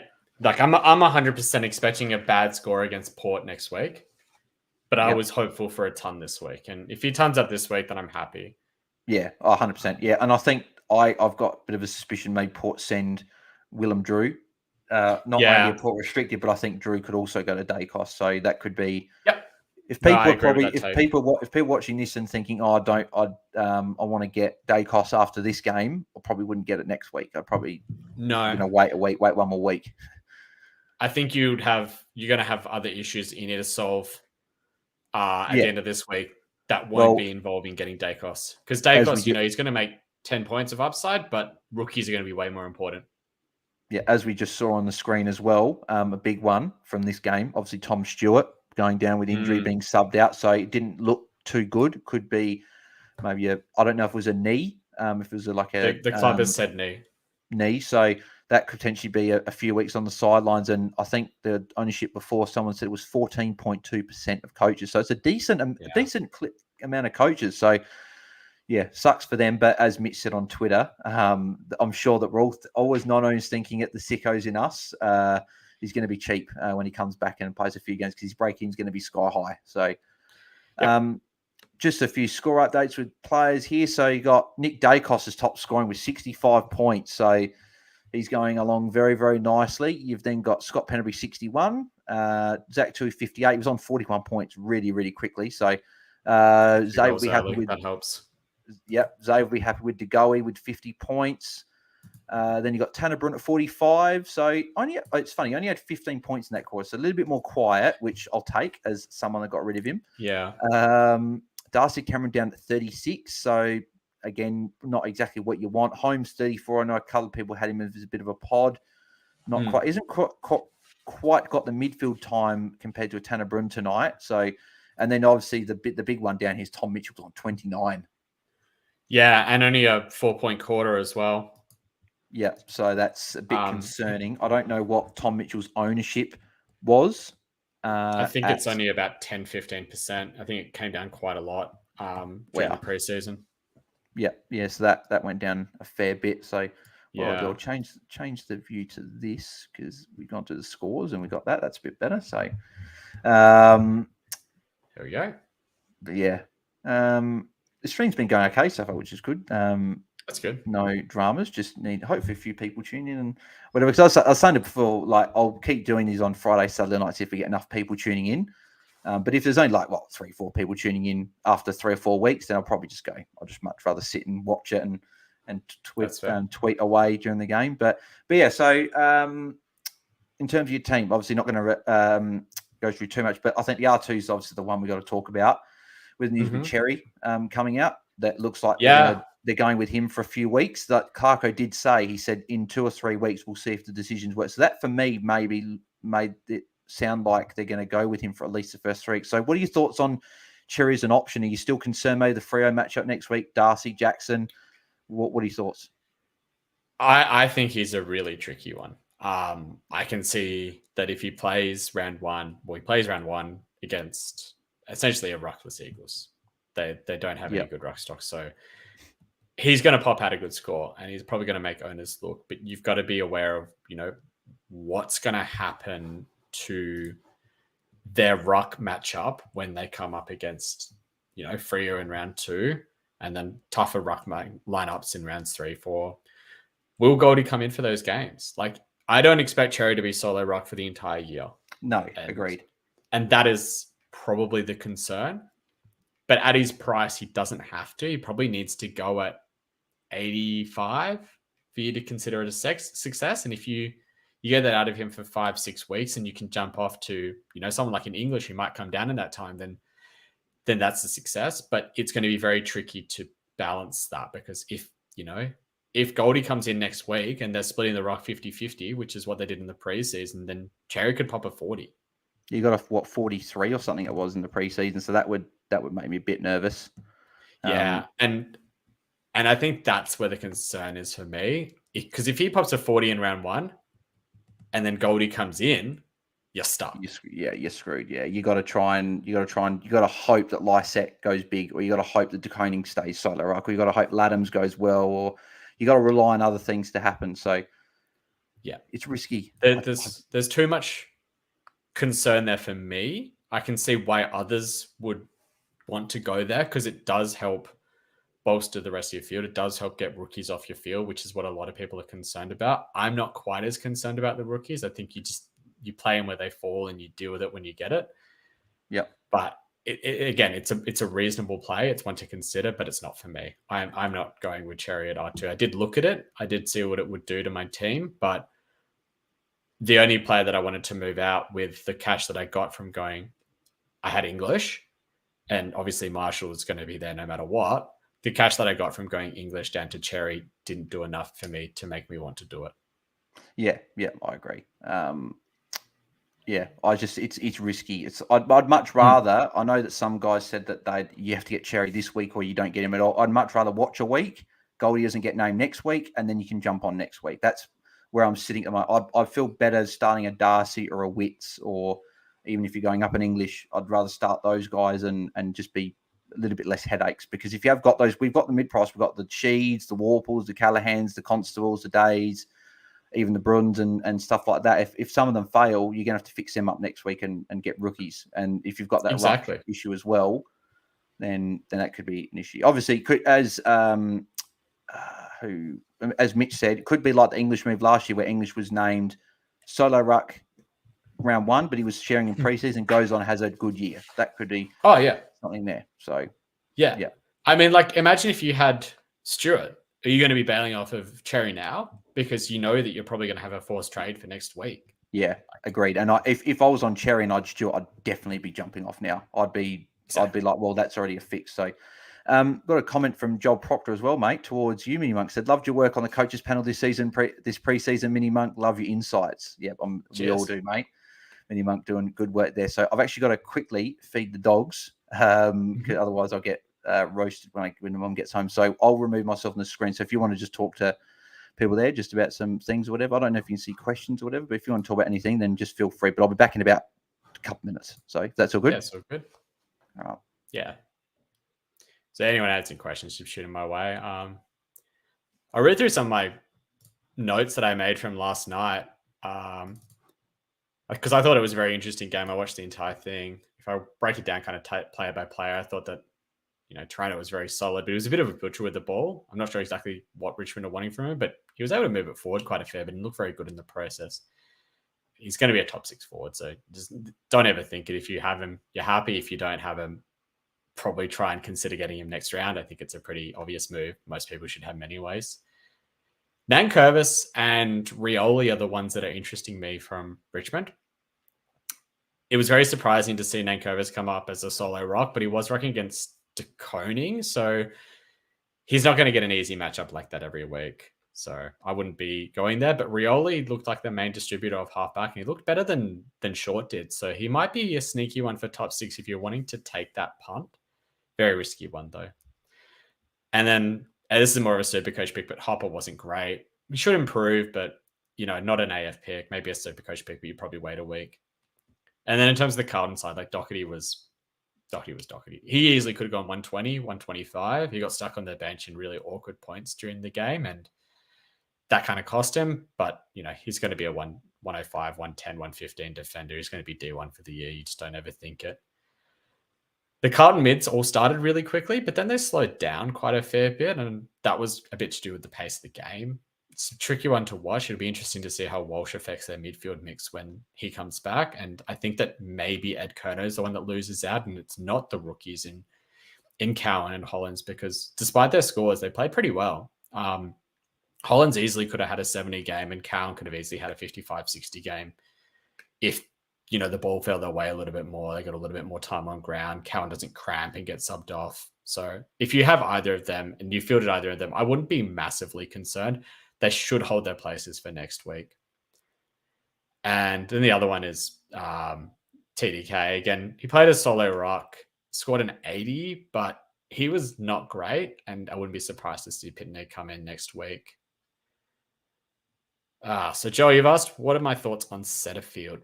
Look, I think Setterfield is an interesting one. If he was 50 to 100k cheaper, I'd be all in it. But he's in that bracket with Warple, Sheed, Callahan. Makes him very tricky, and I don't know just how good the Essendon midfield is going to be and where he's going to get his ball. Like, if they're playing a chip mark across their half-back line, which it looked like in their Pracky game against St Kilda, I don't really see Setterfield getting a lot of ball there. But if they go to a more contested style, then he's the big body that they need, and he'll be getting a lot of scoring through tackles and in close possessions. He's probably one that I would want to move into and wait a week on rather than start, just because there's so much uncertainty about that Essendon team. Again, if you've started him or you want to start him, then I don't think it's a bad idea, because you've got the option to be able to bail down to the players like Warple and Callahan, who I think will be reasonable options as well. But you'd probably want to have him at least you'd probably want to have him about an M5 position. I think having him at M4 might leave you a bit weak in your midfield, unless you're running maybe 3 value options in the likes of, Callahan and Warple alongside Setterfield. But yeah, I think that sums it up mainly. See if there's any changes to the score from halftime. I think the very interesting take here is how Darcy Cameron has looked. He's been okay, but the split between him and Cox has been a lot more 50-50 than I thought it would be. I thought Cameron was going to get a little bit more of the ruck time, but they've both been fairly even. Cox has pushed forward a lot more, whereas Cameron, when he's rucking, he tends to push a bit more to the outside, to the wings, to be more of an outlet option rather than dropping deep inside 50. If Cox ever goes down injured, then you can easily jump into Cameron, but I wouldn't be wanting to go anywhere near him. And if you own him now, then it's going to be a nervous wait, because I don't think I want to own him at the moment this season.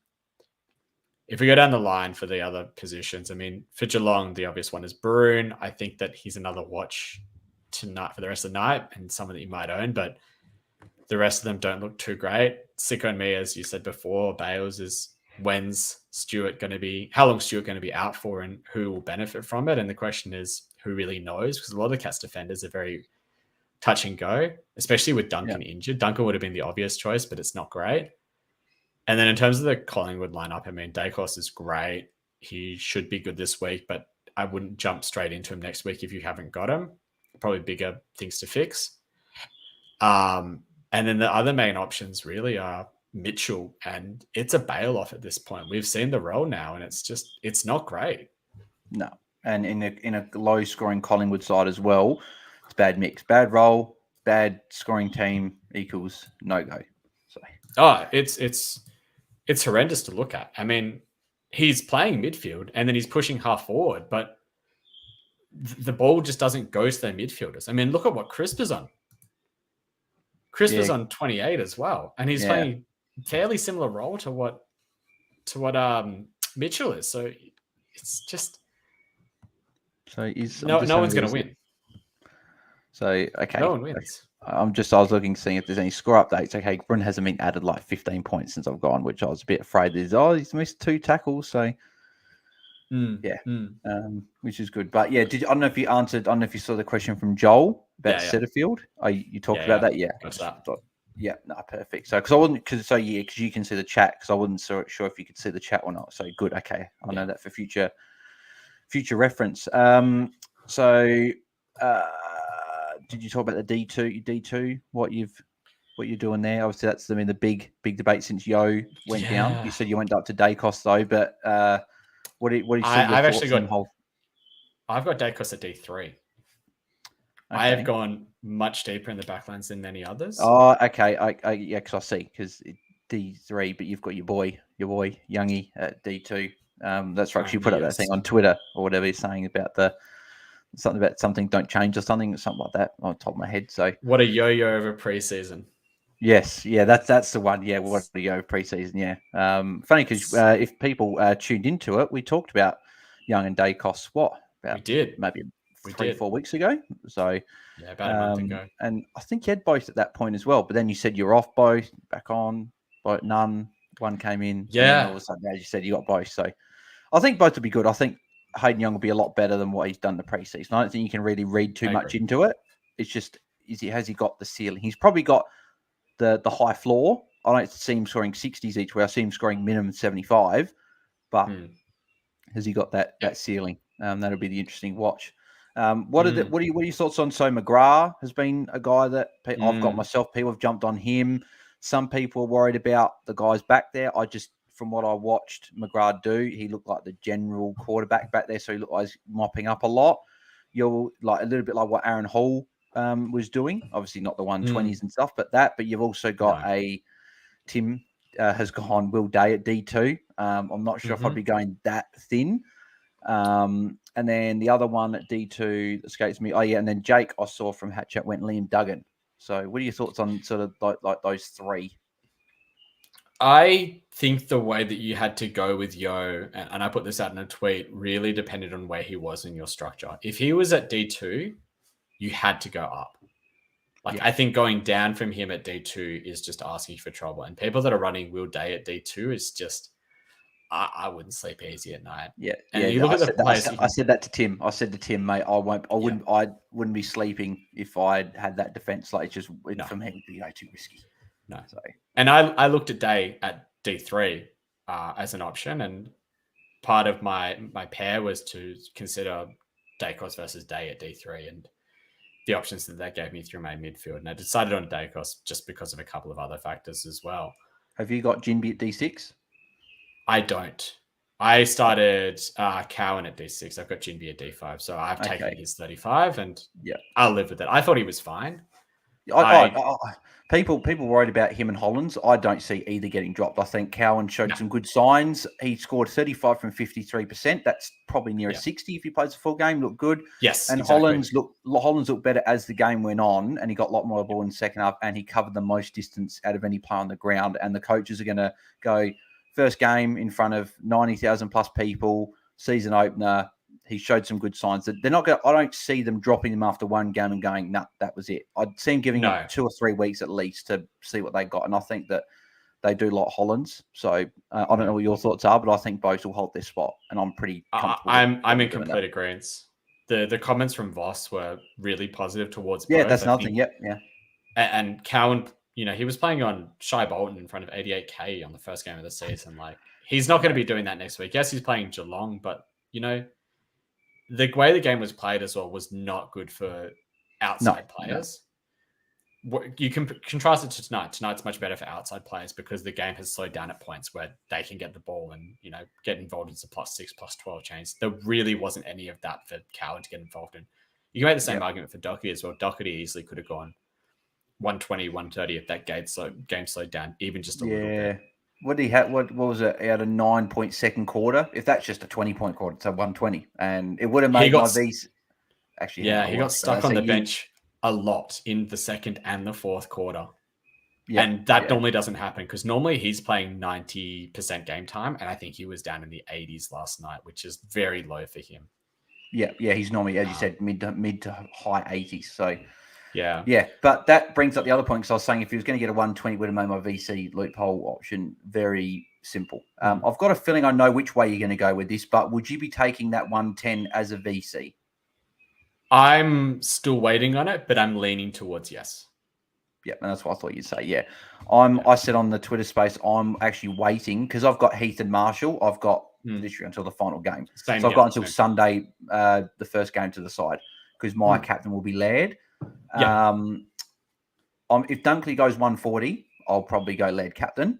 But if Dunkley goes 110, I'm leaning towards taking Doherty because a lot of people are going to have those as captain. And to be honest, even if I have Dot 110 captain and Laird goes 140, I'm just glad I've got Laird in my side. So I don't know what are you waiting on other scores to see what is looking like? Is that what you're doing?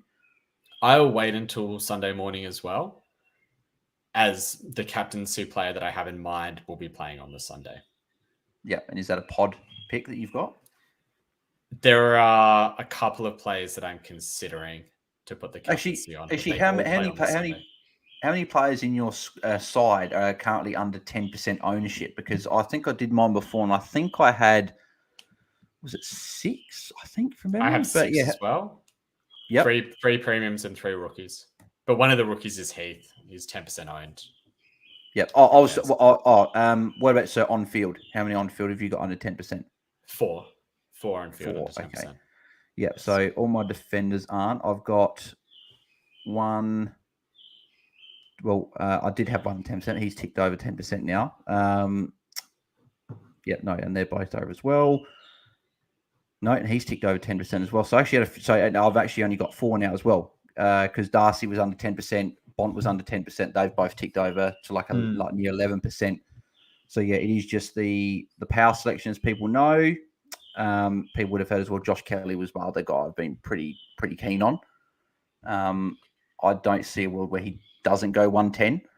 Just with the role he gets, maybe the wage US play maybe could restrict that, but I'm not sure. But yeah, I'm. I know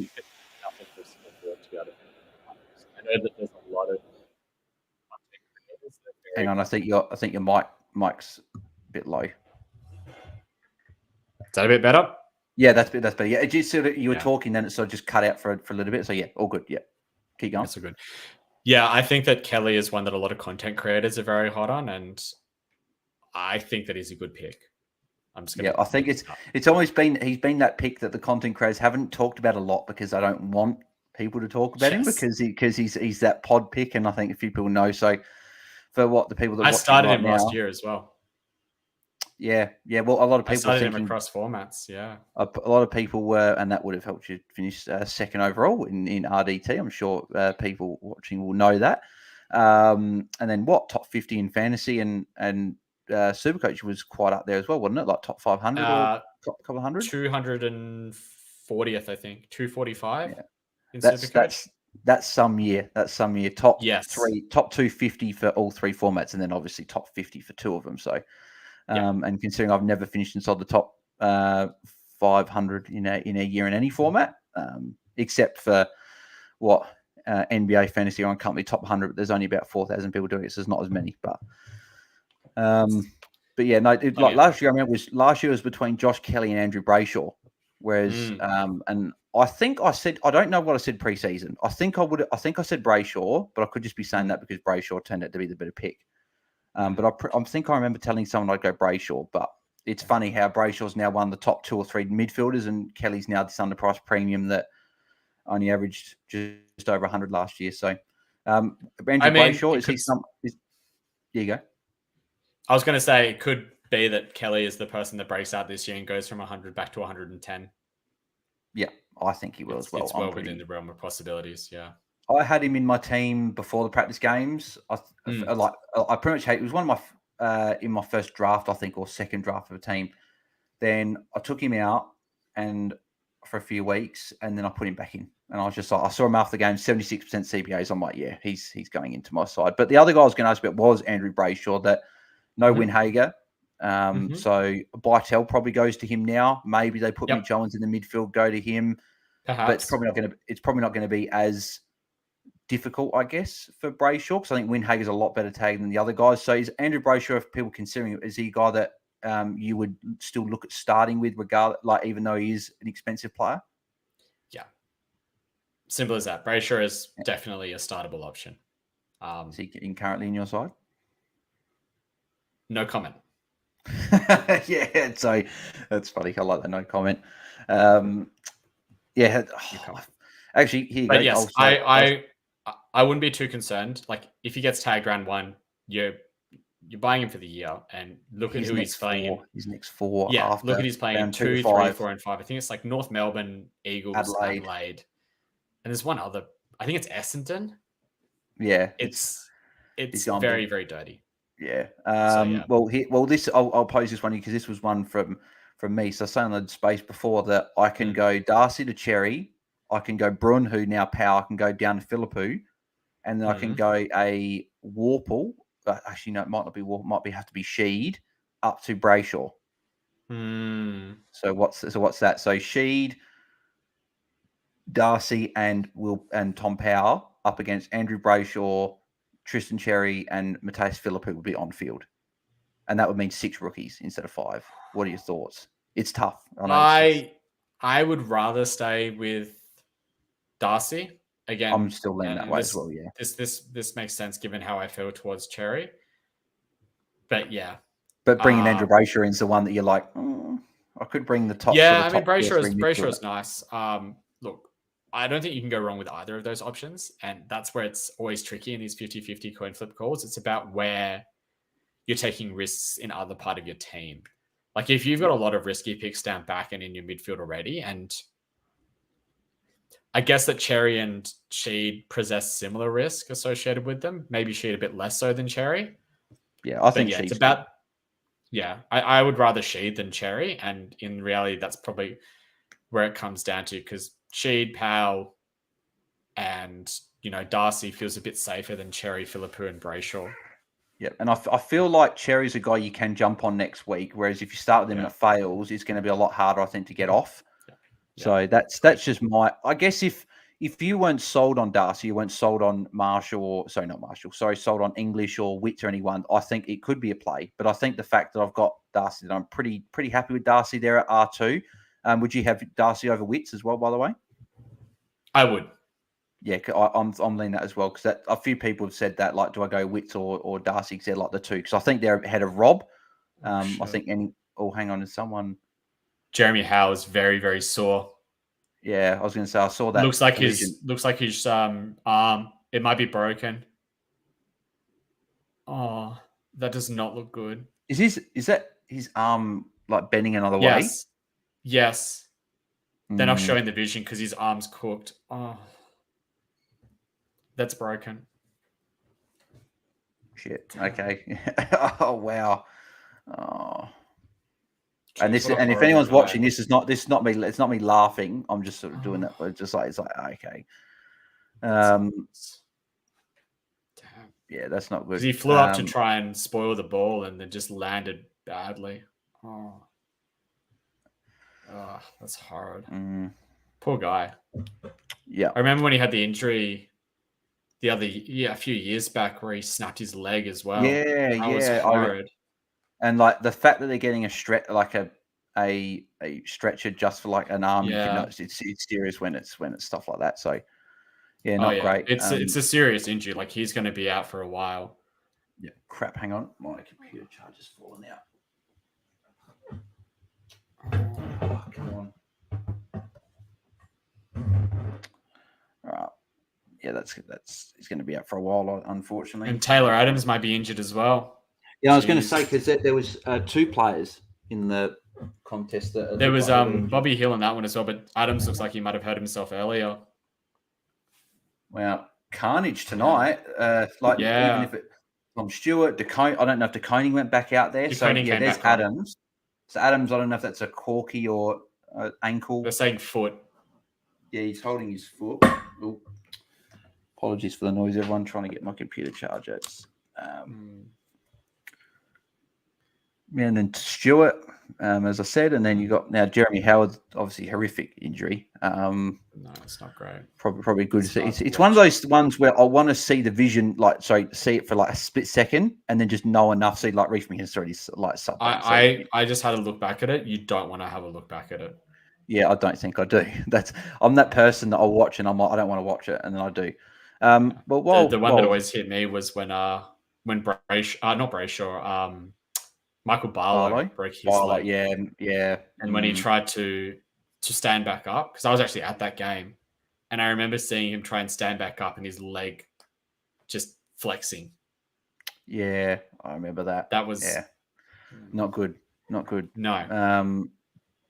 Here we go. So let's have a look at this bit of a score update from the first few minutes. So you've got Dacos moved to 671, so he's on track for a good score there. Pendle 65, Tui 61. Brun's been on the bench for the quarter, so I wouldn't be too alarmed with he hasn't scored yet. He's only on 45, but he'll be fine. He'll come on. Tom Mitchell's still on 29.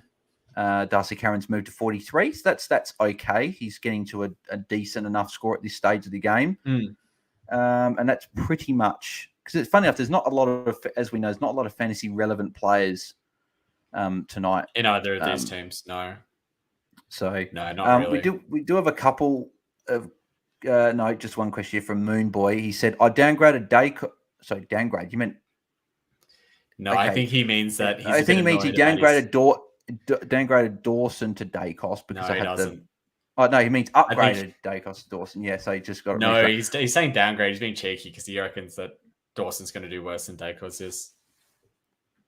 And so he had the extra coin and he downgraded. Okay. Yeah, I get it. There you go. Literally every Collingwood player going up to Jeremy here. Yeah, that's not good. It's pretty bad. I don't know. Well, you work in like you work in a medical. Oh, field, not in that sort of field. Not in that sort have of field. no But idea. I don't even know how long a player like that would be out for an injury like that. I don't know if that's a season thing. I don't know if that's like a half the season, 3/4. I don't know. It's long time. I know. at least a third of the season. Like it's at least an 8-week sort of thing. At least 2 months. Yeah. Could be longer. Could be way longer. Moon Boy, he's right. Yeah, Moon Boy just said he's right. I'm having a laugh. Yeah. I wouldn't worry about Dawson. I think Dawson will still be fine. The reason I'm not starting him is because I just see that round 6 matchup, Hawthorn, UTAS Stadium. You can lock in McGuinness going to Dawson that game. He did it last year and he did well against Dawson. And I'm just sort of thinking, well, round 9, 10, go down a bit in price, pick him up then. That's how I've looked at it. I'd rather a Gus Brayshaw at this point over Dawson to start the year if I was going up for a big defender. Wow. Starting with the Bulldogs matchup, I just see Brayshaw could go 120. He could go big first round. And then he could, yeah. But and if Salem comes back round 2, Brayshaw will go in the midfield. And then in rounds 2 and 3. I'm not sure that it's as simple as that. I don't think Brayshaw goes straight into the midfield when Salem comes back. No, I don't think he goes straight in midfield. I think he'll get a little bit more usage. Maybe could be 35, 40%, maybe. Yeah. A little bit more. They're looking to rotate players like Pickett and Sparrow through there, and they didn't show him any midfield time during their preseason game. I'm not as sold that the midfield clock is there. Yeah. And Isaac Smith kicks the goal. So Geelong are up by 18 points. I was disappointed last night when Carlton and a lot of people in my league went Richmond, and I was hoping to get the leg up to start the year, but of course was a draw. I'm just happy I tipped a relatively close margin. I went 10. I normally go on. I was close to going 20 because I like going 10 or 20 or 30. I don't like going like 5 or 6 or whatever. I like going like sort of. I don't know why. Just the thing I've always done. And I nearly went 20. Yeah, I nearly went 20. I went 10. I was like, yeah, I think it's gonna be a closer game and being a draw. So Moonboy says, I wonder if I should take the money into next week in order to get Dacos looking like a must-have.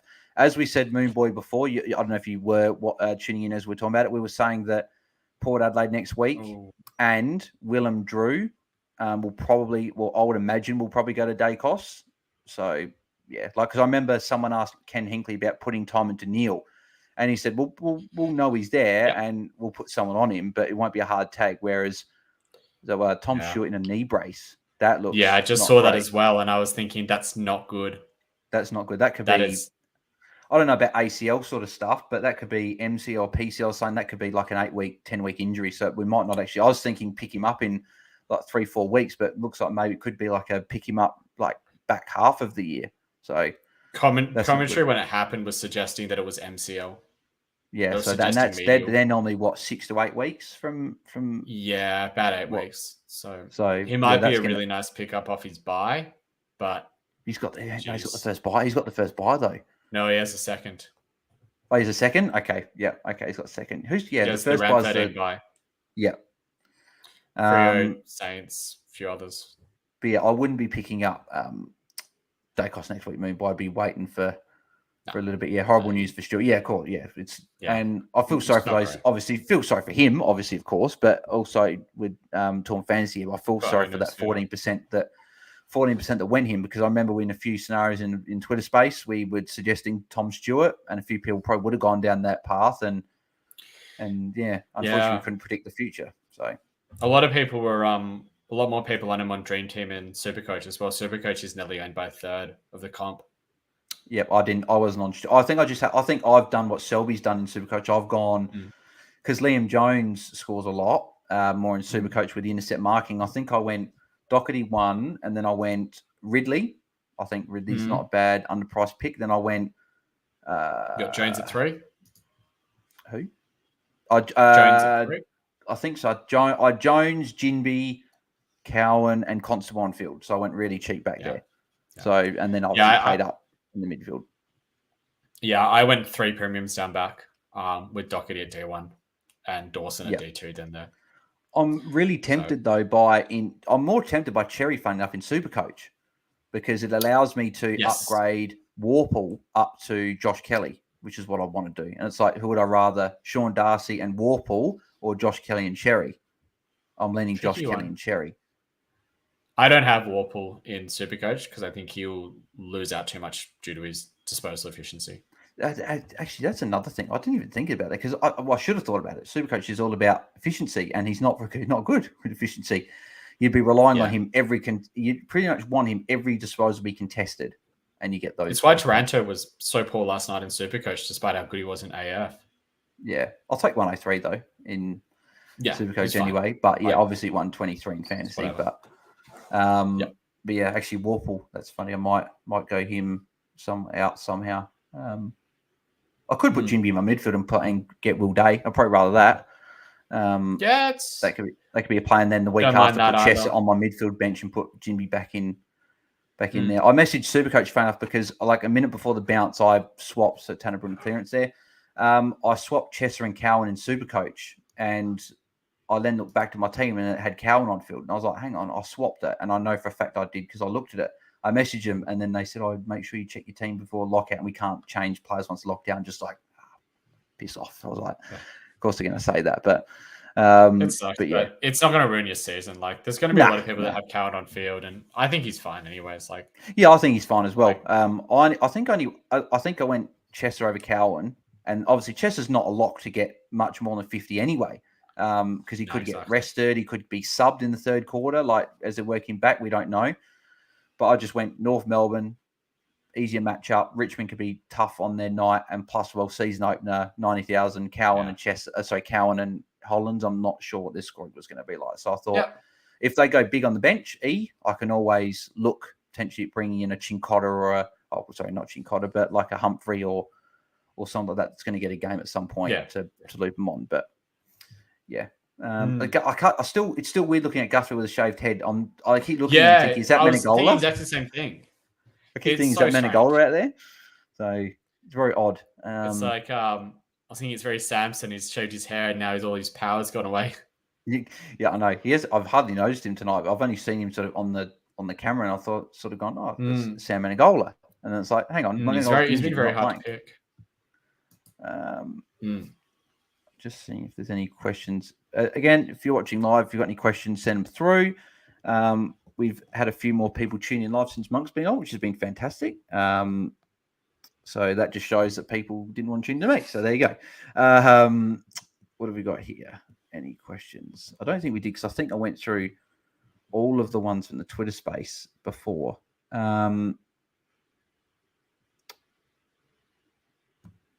Someone said like you're worried about Rosie being named a half forward, but I'm not. He'll play midfield. Not as really. Ken Hinkley can play silly buggers.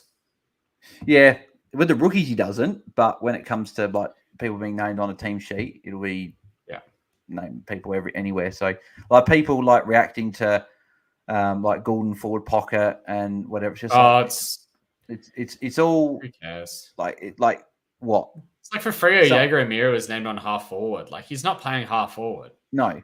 There was, funny enough, the only one that sent shivers down my spine was the McRae on a wing. Again, it wouldn't concern me if I'd pick him anyway, but previous history, seeing McRae on a wing, I'm like, no. But he'll be fine. I'm sure McRae will be fine. Actually, that's a question I was already...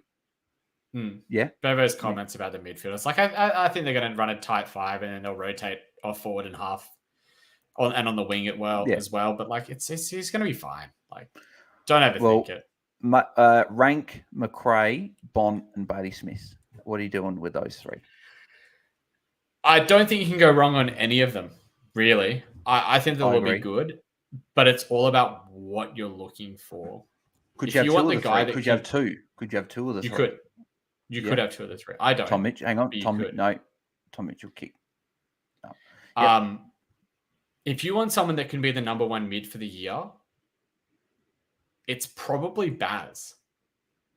Yeah. Baz has the ceiling now to be able to do it. McRae's probably on the decline, but if you're wanting someone that's the most likely to go 110, it's McRae. And if you want someone who can have the hottest start to the season and potentially go at 120 for the first month, 125 for the first month, it's Bond. So it's really what you're after. Like, I'm looking for, of those three, because you're paying 900K for him, you're looking for someone that's a captaincy option through the early rounds, especially because they play early. Yeah. And the one that I have the most faith in captaining of those three is probably McRae. Yeah, I'd agree. I think the fact that because I've paid up for Laird and I've got Dunkley and Doherty, I've been pretty hot on Bont, especially last fortnight, Yeah. and then watching him in that practice game, hearing all the stuff about he's been fit, he hasn't been injured. He was injured last year and playing a lot more forward. Whereas they've got Sam Darcy and Ugle Hagen and Norton and Lobb and even English as obviously a ruck. This tall team, they don't need him down forward. He can play midfield. Dunkley not there, so it's like that's three things that will like put his score. I think he averages 110. Bont. I think that he can. He's also got the. It's also. I think all three have got the capability. I think they all can. 110, 115. I think they all can, and I think also that Libba and Trelaw can both push 95. Yeah. Yep. Like there's scope because there's not a lot of other scoring inside of their team. Well, I'm surprised a lot of people don't have the Dogs in their top four pre-seasons. I talked about this with my mate the other day. Pre-season predictions. I had the Dogs in my top four. I have them in the periphery of the 8. Yeah, because I think my top 4, I had Brisbane 1. They're my favourites at the moment. I had Melbourne 2, Geelong 3, Bulldogs 4, and I think then it was. Who did I have 5th? I think it might have been Sydney. It could have been Sydney. Yeah, you're going through real teams. Yeah, it would have been Sydney. I think I had Sydney 5, Carlton 6, I think. Freo, I think Freo had 7, I think as well. And there was one team I left out. I think Collingwood actually had 9th, but after watching them tonight, I think that I'd probably put them almost backing, so they look good. I never thought that Collingwood were going to be a bad team. It's just about they'll slide, but it's a question about how much. And I have them in the back half of the 8. Yep. Yeah. They had so many close games last year. It's like, surely they can't win all those close games again this year. And but like they drop, 2 games for the entire season. They're still made the 8. Yeah, 100%. Like people that are dropping them down to 10th or 11th on the ladder have lost the plot. Like they're not going to regress as a team. No, I thought worst case they finished like 9th, but that's like 9th or 10th, like literally a game outside the 8 or whatever, or percentage. But where do you think Freo? Do you have Freo top 8? I was being a Freo man. Do you have them in the top 8? I got no idea. I will find out on the weekend. We'll find out on Sunday after they play Saints, but I don't think it'll be much of a litmus test. As Robbo said on 360, if Freo were to lose that game against St Kilda, that's alarm bells like straight away. Oh, if Freo lose that game, we're not top 8. Like if you look at Freo's start to the year, they have to start 6-0. Yeah, it's as simple as that. If they don't start 6-0, they're not making finals. It's simple as that. Yeah. Oh, if they're 5-1, that's okay. No. Where do you think my Crows will finish? I've actually got the Crows. I got the Crows that they are the. I wouldn't be surprised if they finish 8th, but I don't think they will. I think they'll finish around 12th, 11th. Yeah, I was going to say around somewhere between 11 and 14. Really depends on. I think it depends more on teams around them than the Crows themselves. I mean, like if the things come together for the Suns, if things come together for Port Adelaide, then that's when it starts to get a bit interesting. The extra home game for the gather round will help, but yeah. Yeah, can't wait for that. I'll be going to 4. Hang on. 1, 2, 3. Yeah, 4 games on that weekend, which should be good fun. You want some good news? What's the good news? Bruin has really slowed down. Well, that's good. Apologies for because funny enough, if I wasn't doing this live stream and I was just here by myself, I would be not yelling, but I'd be like, God's sake, I didn't back Bruin in. I should have backed him in. I'd be down the dumps. But because I'm doing live streams, it's kept me up a bit because I'm not going to be on camera and go, oh, I don't have Bruin. Because there are people that have Bruin, and I'm happy for those people that have got Bruin. So we'll do a quick score update. So we've got Nick Dacos on 78. So that's still obviously very good. There's obviously half a quarter to go. Obviously, it says 23 and a half minutes, but that was because of the horrific Jeremy Howe injury. Pendleton's on 76, Smith 74, DeGoey 74. Bruin's 78. He did obviously start the quarter on the bench. if he gets a 70, it'll be that sort of pick where he just got a kick there as well. It'll be that pick where I'm not fussed I didn't have him. But if he goes like 90 plus, I'll be a bit like, okay, I probably should have backed him in. I think 80 is that awkward range where you're starting to think, do I need to move into him or not? Yeah, 90 plus, you're like, I need him. Yeah. Under 70, you're probably like, I don't need him. And then, as you said, 80's like, you could get him, but you could also look at something else. Or if a rookie goes 60, you could probably just go, well, I'd much rather rookie. Tom Mitchell still 44, so not too great there. Darcy Cameron's moved himself to 53, so he's on track for around that sort of 80 odd mark, which is what he's priced at. So you probably want a little bit more than that. But I think if you were picking Cameron, you'd want him to be going 90. Yeah. And if he doesn't go 90, then I mean, if he goes at what he's priced at, it's not a bad pick. But if you're wanting someone to go what they're priced at, why not just pick someone like Witz? Yeah. Paulie D said, I knew Brun was no good. Paulie, mate, don't say it just yet. Don't go early. He's like, Paulie, we got rid of Brun, me and you. I know you said before you got rid of him for, can't remember who you said you got rid of him for, but you got rid of him for someone. So we don't want him to do well for the rest of the game. And then, I don't want him to do absolute trash that the people that have got him are like, oh, I shouldn't have started with him. I want him to get a solid score, like a 70. 75, and then everyone's like, the people that it's like that sort of, you shake hands. People that have got him are happy. The people that don't have him are satisfied. And exactly. And, so and look, the other thing is that it's round one. Like, your season is not going to be defined based off of what you score this round or who you've started and who you've missed this round, because there is an extra round this year as well. But there's 23 other rounds that you can trade, move your way in and out of players, and correct decisions that you've made. So if he goes 90, then you can move into him. If he goes 70 and you're not happy, you can move off of him. Like, it's that's right. Who cares? That's what I was going to say. How many mid? Did I ask you this before? How many mid price you got, or ask someone else? Didn't ask me how many. How many players between 3 and 700k do you have?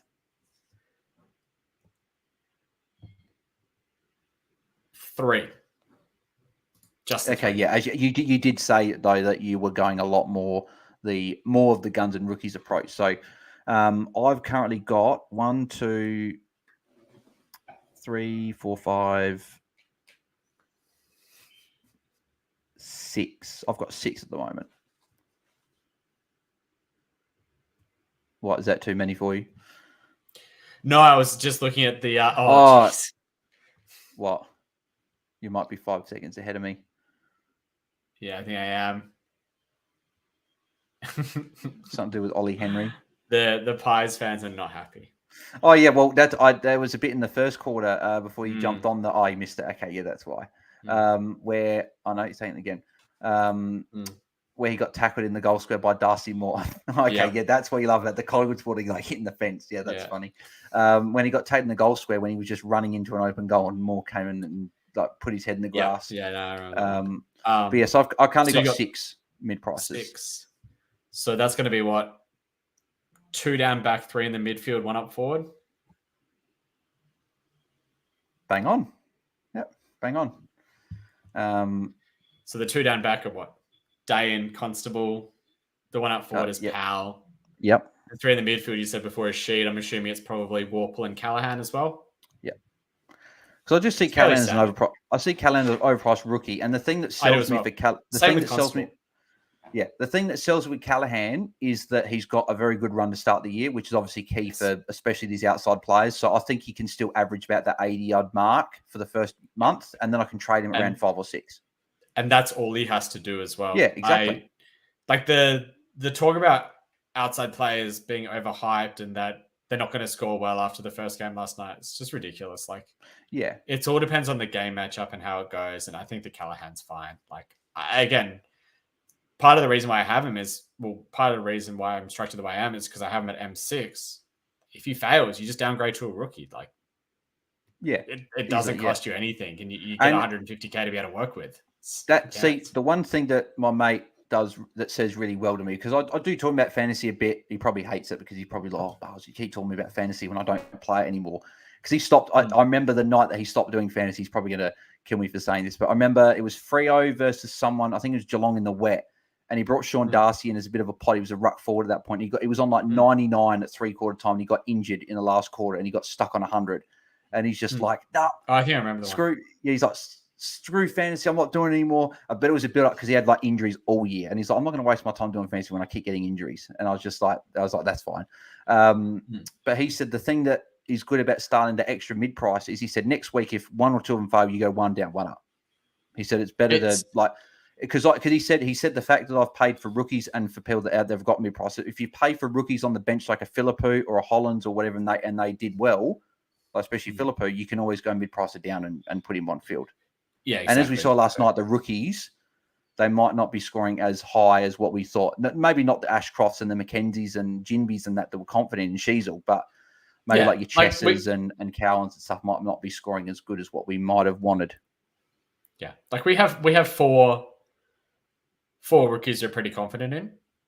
Yeah, and then it's about whether you want to run 4, 5, 6, or 7, depending on where you feel. And I think running 4 is leaving yourself too shallow. I think running 5 or 6 is the happy medium, and 7 you're probably trying to get too many.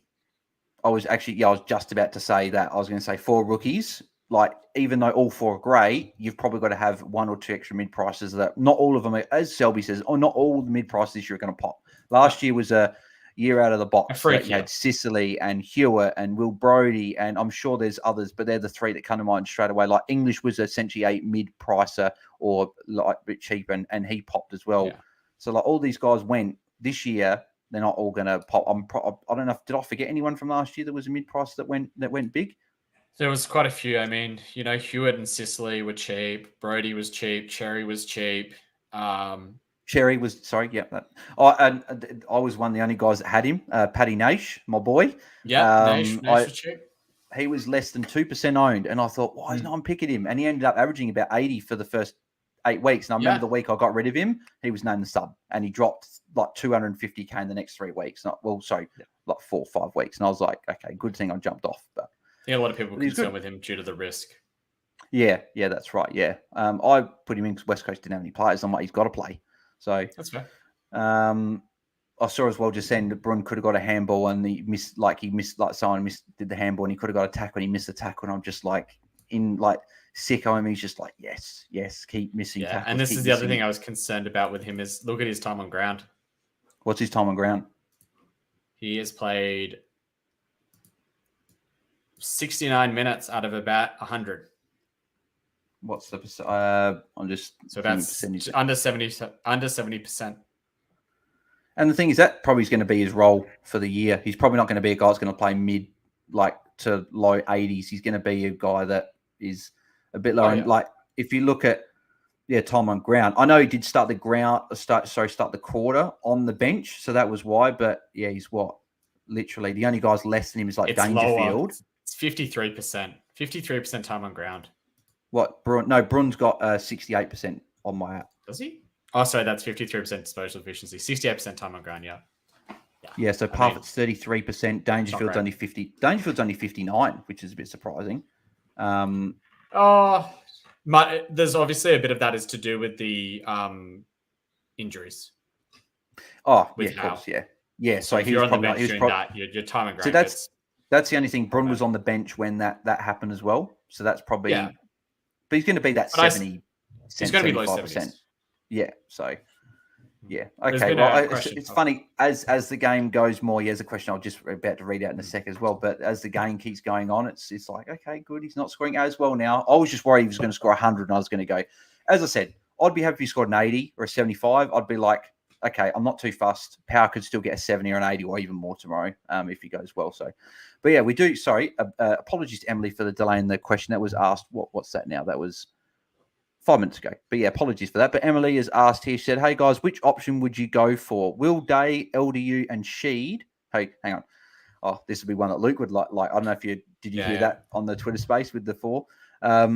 Day, LDU, Sheed, and Philippou on bench, or McDonald, Sarong, Setterfield, and a 200K rookie on bench? For me, there's too many unknowns in that second one. So for me, I was going to say I wouldn't go LMAC, and I'd rather move into Setterfield. Yeah, And, I'm the same. And ownership as well is the other thing. Like Sheed and Day have high ownership. LDU is still relatively popular as well. And Phillip is a very popular rookie. So I'd go the first. Oh, lovely. Mum's just messaged me. So, hey, mate, do you want anything from KFC? Yes, please. Thank you very much. We'll definitely have that for Zinger box. Oh, mate, you got it. You got it. And if people out there know if they want proper KFC stuff, you get a Zinger burger, add supercharged sauce, add slice of cheese. You'll thank me later. Trust me. Trust. Good to know. I sound like a real like a hood American and trust. I don't have it very often. Yeah, it's always good. KFC is always good. The chips have to be fresh though. KFC chips. Moving back on top, that was funny. I was going to say something about. Oh, that's right. Yeah, people have mentioned McDonald. I'm like, McDonald could be a sneaky option. What's he 6? Oh, actually no. Okay, never mind. He's 688. I thought he was like 600 or that K, but. Yeah, it's the fact that Hall's not playing but could come back in at any moment. Zeebel's back there. If Zeebel's playing forward, I'd consider it. But yeah, I'm not Zeeble playing off backline. I know that Shuckers was interested in him, James, who finished second last year. Yeah. He was interested in him because I had a chat to him and he was trying to say, I've got a pod. I'm not telling you who it is. And I'm like, okay. There's a few people that I was thinking of. I didn't realize it was going to be Elmac, but Elmac is not one that I really think is a good option. His role is not consistent enough to be taking him on. And his price needs to be way lower. Yeah. Agreed. Yeah. Moon Boy, not owning Dacos is killing me. What should I do? We said it before. Next week. Yeah, I was going to say that. Yeah, just don't worry because next week I don't see him going over 100. I can't see it. He's playing against Port Adelaide, who are far and away the most restrictive team to defenders. Yeah, for defenders, yeah. So there's every chance that Dacos pops a 60 next week, and you just cop it on the chin. And the thing is, if he goes 110, and the thing is, even if he goes big next week, teams are even going to be more like, okay, we've got to put more attention in this guy because he started well in 2 games. So I've said that the reason that with Dacos we're a bit cautious is that there are going to be games where we're like, oh, this team doesn't tag. But then they're just going to put a forward on there who's maybe their worst forward, and that's not being disrespectful to that player. But you just took another +6 then Dacos, also +5. It's like what like for example, play Bulldogs. Bulldogs don't tag, but I wouldn't be surprised if they put like a Mitch Hannon on him, for example, just to curb his influence. So yeah, I mean, it's like what Xavier talks about when he does the pods itself. It's like put your 22nd player on their first or second player, and 100% you're winning. Yeah, and he's a good pick, Dacos. But it's like, again, like we said with Brun, if he gets an 80, you shake hands and that's it. If Dacos has a good week this week, has an okay week next week, and doesn't cost the people that have him, shake hands. That's it. So it's win-win. That's all fantasy coaches want. They want the other people. Well, actually, when you're top 10, 15, whatever, when you want to try and win the car, man, maybe you're like, yeah, I don't really care about your team. I want my team to do well, but you're not going to win the car based off of your team only at round 1. Like you could put the team of someone who won the car in someone who doesn't know what they're doing and doesn't look for the right players and doesn't pick the right players to trade into, they won't win it. But if you put the team of someone who's 10,000s after round 1 into someone who knows what they're doing, they can get the team back up into top 1K, top 500, top 100. It's a trading game. It's not a starting team game. You're not stuck with the players that you start.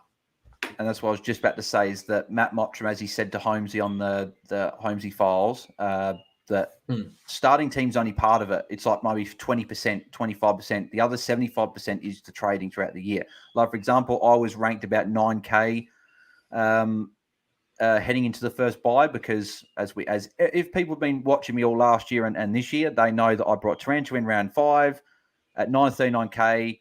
Long story short, he sucked for majority of the season, and I lost 200K plus. He got injured, and then I got Bailey Smith when he was at the highest price, and a few weeks later he headbutted Tui, and then I picked Heaney over Parker, and Parker ended up being a really good pick up forward. If those 3 50-50 calls were different, if I went Mills over Taranto, if I went Parker over Heaney, if I went could have been anyone, maybe even a lad a bit earlier than what I did over Bailey Smith, I would have probably been top 500 because I was 2,000. So at the points I lost, I would have been quite a bit more up. So it just shows that moving from 8K to I was 1,500 before the final round. It's a big jump. So you can move based on, like you could, who was it? I think Matt Mobson, he was like 25K after round one. Oh, it happens. And he won it. Like a couple of years ago, I was 10K at the buys. I'd started Dangerfield and Rowell, and I think Rowell got injured and Dangerfield got suspended. It's like, that's the same year I started. Season hurts round one. Yeah, and I had a couple of other injuries as well. I think Caldwell got injured, a few others who got injured. It's like you forced your hand, but even then, I still managed to come back to just outside the 1K by the end of the year. It's like there's so much time for you to come back, and if it's round one, you've got even more time. Like I expect that my round rank is going to be, anywhere between top 1,000 to out at 20K, but it doesn't matter because it's one round. Who cares? Yeah, because if, for example, if you were to come first next round, you're probably back to top 100 after one round. Exactly. So it can change in a week. So, what was I going to say? I had something on my thing, but Paulie D said, delete your team, Mooney. I don't know if I'd delete my team just if I didn't have Dacos. If you didn't have someone that went 150 and you had him in your preseason the whole time, then you got rid of him. Like, for example, if Brun went 150 tonight, I'd consider deleting my team. I would consider it. Yeah. And I'd make a new one. I'd make it from just definitely. And he was on like 20 points pretty quickly. And I was like, here we go. He's going to go 100. And then Moon Boy said, 55 now, 51. Yeah. Like and now it's at the point where, he's got to have a big cord to get to an 80. So he's going to probably hit his break even, but not much more. And people aren't going to want to trade into him, but owners probably aren't going to want to jump off him. And that's because he showed some good signs at the start. But that's the awkward part for mid prices. Yeah, because you got to know when as like Holmesy jumped off Matt Rao in round 2. Was it last year or the year before? So the year before. You did as well. Like you got to know when to jump. Like the thing is as well. Last year I did a similar move. It didn't quite equate to me being a top 100 or whatever coach, but round 1. I saw Lipinski play and I brought him in round 2. I saw the role in round 2 against Adelaide and it wasn't good. It was like 35, 40% midfield and mostly forward. So that, because I had the Miller issue, so I fixed up Miller and McInerney. So round 3, I traded Lipinski back out again after 1 week and I brought Dawson in.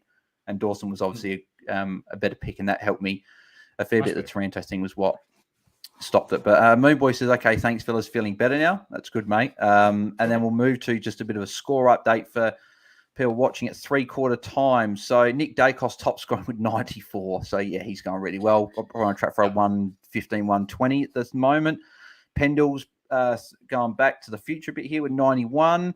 If you picked him up in draft, it'd be pretty good. Isaac Smith, 80. DeGoey, 79. John Noble, 72. Cameron, 73. Jeremy Cameron, 73. So Zach Tui's only scored 23 points in like two quarters, essentially. So yeah. Then I guess the ones that are interesting in this game, aside from the obvious Dacos and Bruno, I'm seeing one here, 44. Darcy Cameron. No, Darcy Cameron's 52. Tom Mitchell. Tom Mitchell was on 44 points. Like we know it wasn't going to be as good after last weeks, but if you've still got him, which there's still a few people that still had him because they didn't want to jump off, which I didn't blame them if they didn't. But looking at that now, it's like Max Holmes as well, only 41. So it just showed that from Geelong, if you look at Geelong's team, the reason that I guess Brun isn't probably going to have the ceiling of maybe averaging a 90 is if you look at their team at 3/4 time, there are only three players over 60, being Tui, Cameron, and Smith. And Tui was on 41 very, very quickly. Then you've got a host of players on 50 and 40, and like Holmes and like Cam Guthrie and Tanner Brun and that are all in that mix. So I don't know if Brun's necessarily going to burn me if I didn't have him. And what's Chris on? Was because Chris was doing awful before. Chris on 48. Yeah. It's not good. Not good. So, yeah. I mean, it looks like they're burning each other. Like Crispin and Mitchell just both can't coexist and score points. But obviously, you're very happy with Dacos as a Dacos owner so far? He gets 110, I'm happy. Next week, if he gets 60, then it's whatever. It evens out, yeah. Exactly. But if he goes 115 or 120 tonight, then he goes 90 next week, you'd be like, I'm very happy with that. Very good start. Yeah. And I think that's the point and that's probably at the point when people are starting to think, ooh, maybe I need to move on to him. But, it's all about who else pops as well. Like, Yeah, because we could have a mid-price or a rookie that comes out and because scores. it could be a point at round 5. Could be a point at round 5 where you've got do you go Dacos in defence, or do you go Zach Merritt, who potentially gets tagged this week and tagged around 3, and he's down 150k. Well, maybe not 150k after 4 weeks, but I don't know, somewhere like 100k. It could be 150k.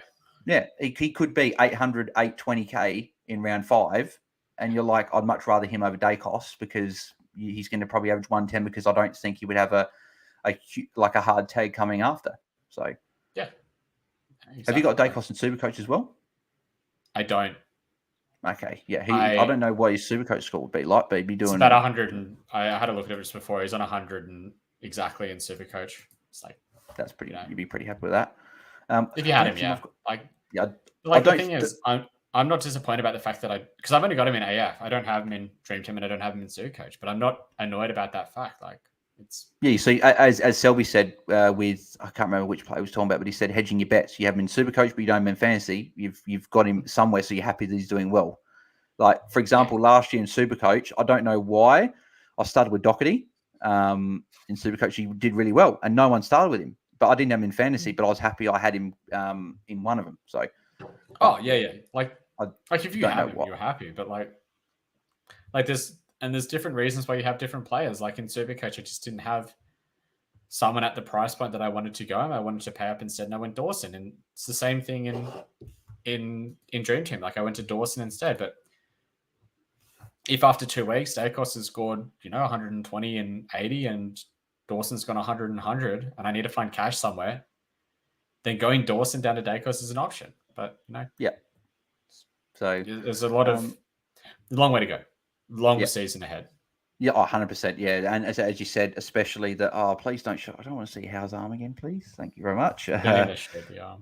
If you have just tuned in, I'm assuming people watching, would have been watching the footy. But if you just tuned in, how obviously horrific arm injury, looks like broke his arm and be out for a while. And Tom Stewart looks like he's probably looks like an MCL injury, and that normally 6 to 8 weeks. So unfortunately for those that got Tom Stewart, we're only 2 games into the year, and that's already going to be a forced trade for a 14th competition. So a 10th of competition for the first time. About an 8th. Yeah. So also, just I haven't mentioned this for a while, and I normally do every now and again, but if you haven't subscribed to the channel, make sure you do. We're on 743, so appreciate whoever subscribed on this. We've had a bit of a jump after the news recap videos the last few weeks, so appreciate everyone helping out with that, and hopefully get to 1,000 subscribers very shortly. So if you haven't subscribed, make sure you do, and like the video. If you are enjoying the video, obviously having Monk on for a fair bit now, which has been good. So always good to, as I said before, it's good talking to someone instead of just me sitting here reading some comments out. Because then if there's no comments and I'm just sitting here talking crap, people are going to be like, it's a bit boring. So we've had pretty much over 10 people for a fair bit, which is pretty good for a first round. I'm pretty happy with that. So so the last quarter has, what was that? I just hit 1,000 followers on Twitter. Oh, you did? Well done, mate. Good stuff. Just hit it then. Beautiful. Good stuff. Who was the 1,000th follower? Oh, it was Swedish Chef Mafia. There you go. Shout out to Swedish Chef Mafia for getting Monk to 1,000 followers, mate. Congrats on the 1,000 followers, mate. I remember you said that you'll get there a fair bit before me, but I only just hit it a few days ago, and you hit it already. So good stuff, mate. Yeah, it's going to have. I was hoping to get it before the season, but I guess I can spread my wisdom. I guess you'll take the front. Hang on, give me a second. I've just got to take a call. Hang on, I'll be 2 seconds. Let's just hit the post. Doesn't look like it.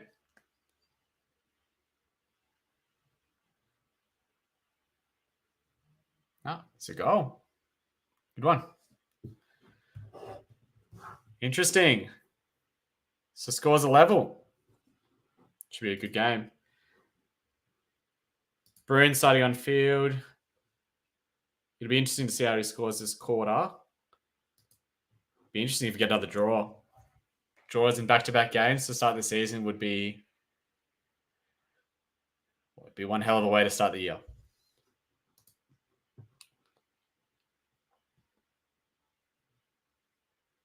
Good kick by Crisp to find the space to get to Elliott. So scores, I heard you saying scores level. That's the other thing that's good. If there's someone on the stream, if I get a call or something, and take it, and then the other person can talk. So I appreciate you holding the fort down 2 times now. Be interesting if we get another draw. Oh, imagine! Surely there's never been a season where 2 draws. Surely to start the year. Surely not. Don't think so. I think one of the freakiest ones was when GWS had draws in back-to-back weeks. Yeah, Geelong. Oh, no, that was the start of the year. It was Geelong round 1, and then it was someone round 2. I can't remember who I think it was round 1. I thought it was round 8, round 9-ish. See, there you go. Tanner Brun was lining up on a wing then, and he nearly got caught holding the ball as well. Oh, Hal's off to the hospital in the ambulance. Poor bloke. Like, he's already copped an injury. He's already copped a big injury in his career like that. It's funny how the way it unfortunately and they're freak works, injuries as well. Like, him not it's being not an injury-prone player. No, it's not like a Dion Presti or a Luke Shuey or anything like that where they just continually get soft tissue. It's like a broken arm, broken leg. Like, it's funny how some players go their whole career and they never really suffer a injury at all. Like, look at Jack Chris, for example. Jack Chris played 150. Well, touch wood, he doesn't get injured. I don't want him to get injured, but and I'm not saying that it's a bad thing because it's like good on him. I wish that all players stayed fit, but it's like Jack Chris played nearly 200 games without missing, hasn't been injured. But then you look at a guy like Luke Shuey or Dion Prestia, they just can't stay fit for more than 5 games. Like, they always get injured. Like hamstrings made out of tissue paper. Yeah, like for example, like even back in the day, like I remember Tom Rockcliffe had a couple of years where he was just always injured. But then one of my other favorite fantasy players probably my favorite fantasy player of all time, Brent Stanton, my man. He never got injured. He was always fit. I think he got injured. Once. It's just that way it is sometimes. It was just that way. That's just the way that it works. So, like, I never got injured playing footy. I think I got injured once and was in training, and I got an elbow to the face in another game. And that was it. And some people play all the time playing Oztag. Yeah. See what I mean? That's what I mean, though. Some people people get injured. Like, it's just the way your body's built. Yeah. So, and I thought me being a slimmer guy, I thought I would have got injured a lot more. But then again, I wasn't in an underplay. I was more playing on the outside, not the rainy day. I like the sunshine when I was playing. So, but yeah, just trying to think. We only need 2.5 hours. I knew that was going to go for a bit with the Watchalong, but probably just going back on your team for just a second. So is your team, is it pretty set? You've just got maybe a few 50-50 calls where it's like maybe like, for example, M2, it might be this player, or have you still got, is it pretty no 50-50s left? Since teams have dropped, I have made 2 changes to my team in total, and they've both been rookies. So who went out? With Phillips would be probably one. Who was the other one that probably went out? Philippou. Oh, Philippou's got it. But you said that he still potentially could, if you want to bring him back. He still could come in. Yeah. And that's about the only 50-50 I've got left. Is who are the rookies you brought in? Hollands and Menzies. Okay, yeah. I've heard you a few times say that you like Menzies as a option to put on there. So you prefer him over a Philippou? Yes. Yeah. And a lot of people are going to be like, why? Philippou's a debutant that's come in. If you look at the Saints injury list and look at the Melbourne injury list and see how long Menzies been playing for, and then see his price. He's been sub for a few times, and they're going to give him a crack. And he played well in the Preki game. And Philippou is playing full forward in a team that has, 15 injuries nearly. Yeah. I think Philippou's going to play a little bit further up the ground than what people are originally thinking. I think that he'll be able to push up the ground and get some +6s and be able to be. Actually, I think you said before about he's very similar to Rochelle from last year. Was that you that said that? Or that? I haven't said that. Well, okay. It's funny because it's almost been that long. Twitter space for an hour, and then this. I've sort of forgotten who said what. So it might have been, I think it was like Mitch or someone like that. It might have been on Twitter space. It was someone on Twitter space that said that Philippou reminds him of Rochelle, where he could hit 100 in a game and kick a couple of goals and have like 20 touches with a few marks. But it's Tom Mitchell kicked his second goal. Forward status. He's played a bit forward tonight. So he has, but even if you got TPP with that role, I'm not sure I'd pick him. Not with the forwards we have available. No, because we were thinking best case he goes 105 as a midfielder. If he's playing forward 50-50, he's probably going to go 85. maybe 90 if he's lucky. So it'd be interesting. But Collingwood in front by a goal. Geelong have led for 94 minutes. Collingwood have only led for 15 minutes of the game. So I think the one thing that it showed by Collingwood tonight is last year wasn't a fluke. They are a good team. They rose from bottom 4 to top 4 in a year, which obviously is testament to. The question is, was it more of a trend and was 2021 the outlier? Yeah, that's right. Yeah, that's a good point. I'm sort of hoping that the Crows do a similar thing this year and go from sort of bottom 6 or whatever to top 6, but they're not going to do that. So, there you go. Jeremy Howe again, saying goodbye to just saying goodbye to loved ones and stuff, heading to the hospital. So that's obviously bad for him. Always sucks when someone gets an injury, especially those type of ones. Pendles has been good tonight. Is it just me? Has Pendles played more midfield than what we thought? He seemed to have a little bit of time in the guts. Yeah, he has. He was always I expected more a 70-30 split defense midfield. But it's been actually more been pushing forwards at times as well. So yeah. So maybe he's going to be that guy they just use wherever they need him to, like forward, defense, midfield. He's that sort of player though that he'll get to 400 pretty comfortably. I think he's on 360. Yeah. He's been a fantastic player for the game. And as Nathan Butley said on the couch early in the week, he said Pendles has never been a quick player. So most older players, the first thing that goes their speed, but he doesn't have that to lose. So he's always been that guy. He's always known how to find space. Yeah. Yeah. I don't think I've ever seen a player like him make plays like time stand still. He just seems to have like double the amount of time that a normal player's got, which is ridiculous. The only sort of players that I remember that have had that in the past, like guys like Chris Judd and guys like that make sort of other players sort of just with the amount of time they had. I'm sure there's probably one or two I've missed that are probably obvious, but there was just the one that first came to mind. The one I'm thinking of, and obviously this is very biased coming from a Ferrer fan, but Mundy. Yeah. Of course. Yeah. Mundy was the other one I was thinking, of course.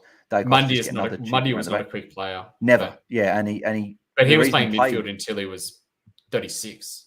Yeah. It's ridiculous. And getting 60, 65, 70% CBAs as well. Like Travis Boak's a little bit the same, not quite as much time as like a Pendles and Money had, but he's that sort of guy, never been quick, but he just knows how to find space and always smart with the ball. So that's why some of those players do play to 35, 36 or older. So like Sean Burgoyne as well was funny enough because he was always quick, but he obviously lost his speed, but he was just that smart player that found space regardless of speed or not. So, and I mean, if you know how to find the football, you know how to find the football.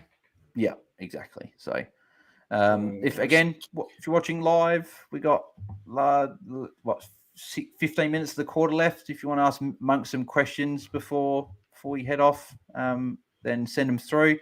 Hopefully, we get a couple of people to jump on tomorrow night, which has been good because the stream's been a lot more enjoyable last hour. And what have you been on here, Monk, for about an hour and a half now? Hour and 15, something like that. Something like that. Yeah, something like that. And it's been a lot more enjoyable. So again, I will say now, appreciate you jumping on.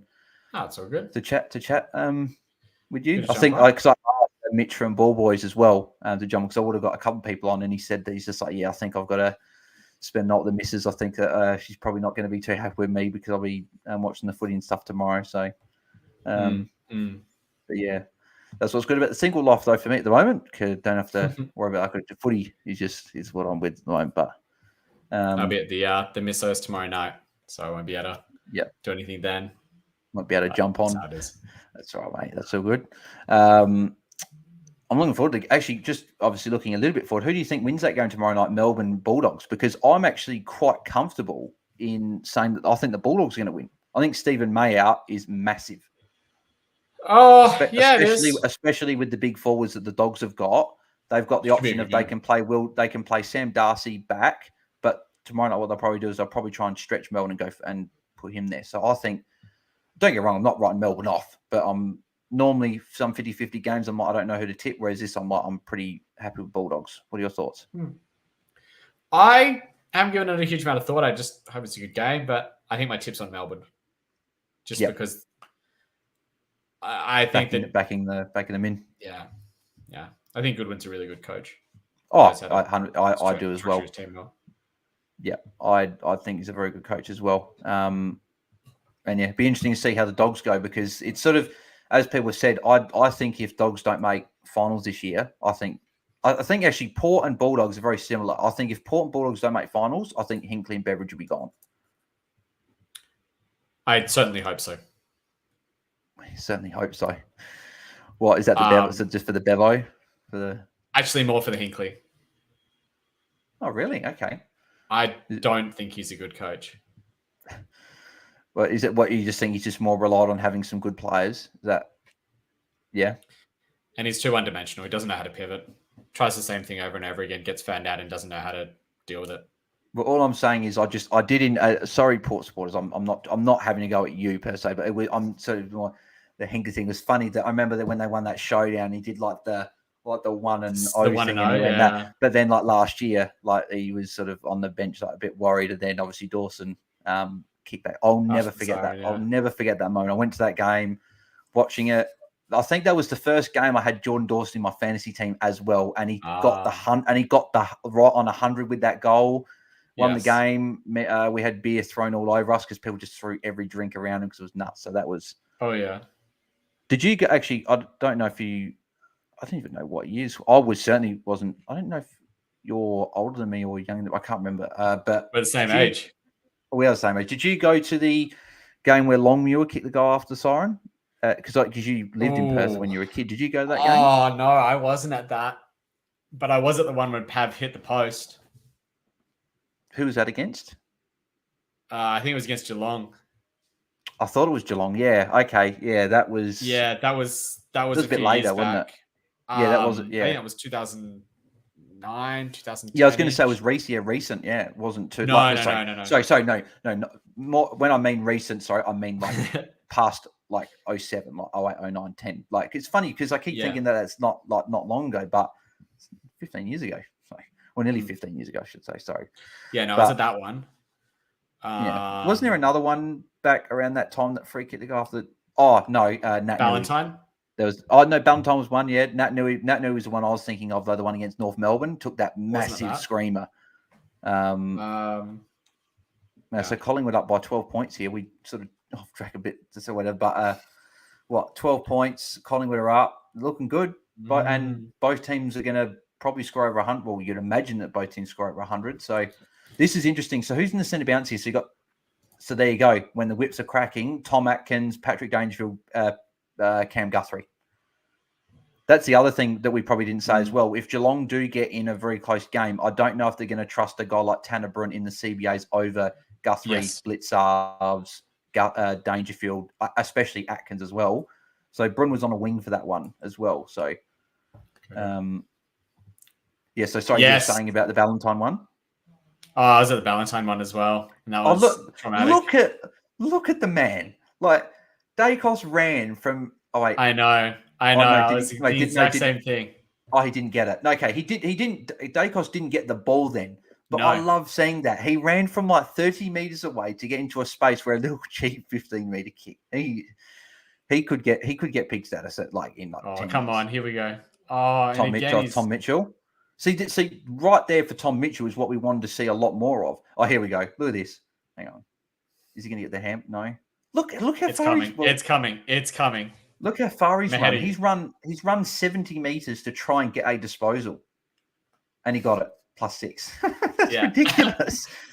And the other thing was he's pushing. I think it was Myercheck going to the 50. I'm going to be here. You drag your man with you. I'll get the ball.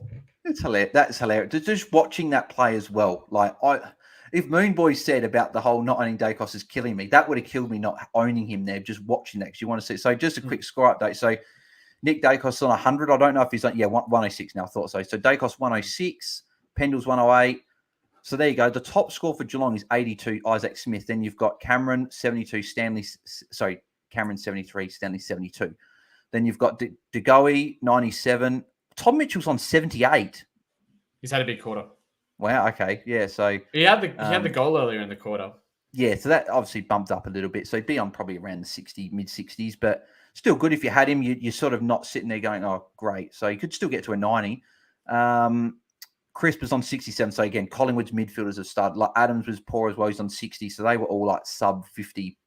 So they're all doing all right. So Darcy Cameron's 62. There you go. Tanner Brun's on 53. Yep. So this is why you don't crow early on players as well. Especially players. People are going to be watching this and going, "I've got Brun," and Bales is smiling because he's happy he's not doing it. But I can't help it though because I was so. You wouldn't have seen inside. It was like I was sitting there going, "Great, I've done a crap decision again to change last minute," but it's looking okay at the moment. He could have a quick 20 points and get to us 80 or whatever, and still look good. There you go, Collingwood, another goal. So Collingwood look like they're on track. So much for the. So much for the Pies falling away this year. Hey, yeah, I said that this game would tell a lot about Collingwood, and it has. I went Geelong, and I think a lot of people did actually. So tipping comp, there's 20 of us. Well, it says there's only 12, which I know there's more. Well, no, now it's okay. Hang on, I don't know why it's not. I don't. But at the moment, I can only see the top 12 of 20 in my league, and it says all 12 went Geelong. So. Interesting that no one did go Collingwood. I thought maybe someone might have just gone Collingwood, but yeah, Geelong got to play really well now to get back in the game. But I'm still marveling at Dacos though, like far out. That ran 30 meters away to try and get a chip, didn't get it, ran straight through the middle, went to like the forward flank and got a +6. So yeah, hopefully you can do that for the year and be a good option. Hopefully all of us can jump on if we don't have him already. But he's on what's he on now? Like 108. Or 110. He's on. Yep. So perfect. So Dacos got the same score as Doherty, and Doherty was 200k more. I prefer Doherty long term, obviously, and Doherty could have had, as we said, Doherty could have had a 125 last night if it wasn't for that quiet 9-point second quarter. And as you said, last night was a lot more of a. That's what I mean. People that are like Hollands, I still think Hollands. What do you think about playing Hollands and a Cowan on field in future games? Cowan, I'm not stressed about. Hollands, I'm not stressed about. Like, it's rookie roulette, for God's sake. Yeah. I would still prefer Hollands on my bench because I think if he's on your ground, you don't have much on the bench in terms of midfield rookies. Yeah. Whereas if he's on your field, as we said, 44 points in a game where there wasn't a lot of outside ball, I think that he'll be able to put up 60s in other games. So, and especially for the fact that they play Adelaide in round 3 and then they've got another good game round 4, I think he could score pretty well. That's why even Cowan will be good for those couple of weeks as well to play over like a Chester. Assuming they hold their spots for that long, but they should. Here we go. So Moonboy says, I tipped Collingwood. Geelong had a lot of outs. Yeah, that's a good point. Geelong had a few outs. Geelong did have a few outs. So Tanner Brun +6 here looks like. So hopefully not too many more of those. Moonboy also said, how do I get Dacos now? Guess I hope he gets tagged next week. I think, what do you think, Monk, percentage-wise? Sorry, out of 10. I'll just add 10. Out of 10, his chance of getting tagged by Drew next week. I think we'll call a lot of attention. I'm not sure you can call it a tag. We'll say attention then. We'll say out of 10. Yeah, he'll get attention. I think it's like 8 out of 10, 9 out of 10. I think it's pretty locked on that Port. They'll see how he was today. Like, he's been pretty instrumental tonight. He'll get attention. Yeah, with his run and carry, which is probably that, as people, I think a few people said as well that, like Xavier Ellis did say about Dacos, don't put him in the midfield this year. Leave him at half back. Leave him doing that damage off the half back, and that's exactly what he's done tonight. Like I don't think he's had a CBA. I don't think so. I don't think I've seen him in one. As an owner, I'm glad. Yeah, because we've look seen at Chris moving into the midfield. I think to be honest, I think Dacos is a different player. I think no matter where he goes, I think he'll score well. But as you said, Collingwood, the system with like Crisp doing is that Brun again? No, Isaac Smith. Good. Okay. I would imagine Geelong have to kick a goal in the next probably 2 minutes, longest to be a shot. Yeah, Collingwood look like they've really taken over the game. There's a lot more players out in open space. Like they've got numbers in the 50. There's a 2-on-1 in deep 50 here. McStay almost. The Pies look gassed. The Cats look gassed. Not a trip, no. There's a trip? Yeah, it's a trip. And Adams advantage? No. Yeah, I reckon Geelong. I reckon they might be done tonight. I reckon this is might put nail in the coffin. So, yes, actually, we'll run through while obviously this game sort of we're waiting to see who kicks goal here. Run through the other games. So, who do you think wins tomorrow out of North Melbourne and West Coast? Coin flip. I'm going West Coast. I've got West Coast. They fit. They're fit now. I don't know. Yeah, it's who knows. Like honestly, it could be. As you said, flip the coin, literally. Yeah. Hit the post for that one there for McInnes. They're going to go up the middle here. Tui's going to go up the middle. Port Adelaide and Brisbane. Brisbane should win. I've got Brisbane winning the premiership for me. So, Bulldogs Melbourne. You said Melbourne. We talked about that before. Gold Coast Sydney. I'd imagine it'd be Sydney. Yes. Here we go. GWS and Adelaide. Now, before you answer as well, the thing that concerns me with this matchup for Adelaide is not only one, the new coach, new game style, but the last 2 times we've played Giants, we've lost by 10 goals. And we lost it last year. We were pretty heavy favourites against GWS, and then they smashed us. So, in saying that, who are you tipping? I'm going Adelaide. I'll bet in 50-50 games. I generally go for the Crows just because I want to sit there and think and win. But for example, next week they play Richmond. I think I'll be going Richmond. I'd be going Richmond next week as well, but I'm also going Adelaide. Yeah. I think Adelaide looked very well. You would have seen against Freo. I know it was a practice game, but they were quite impressive against Freo. Like, not saying top 4 stuff, but in terms of as a supporter looking for improvement and a rebuilding side, I think they showed good signs. They did. So, but then again, Freo did have it. Freo did have a few players out in that game as well. So, and not really. I think Freo were just trying a lot of different things that game. To be fair. Okay. Yep. Yeah.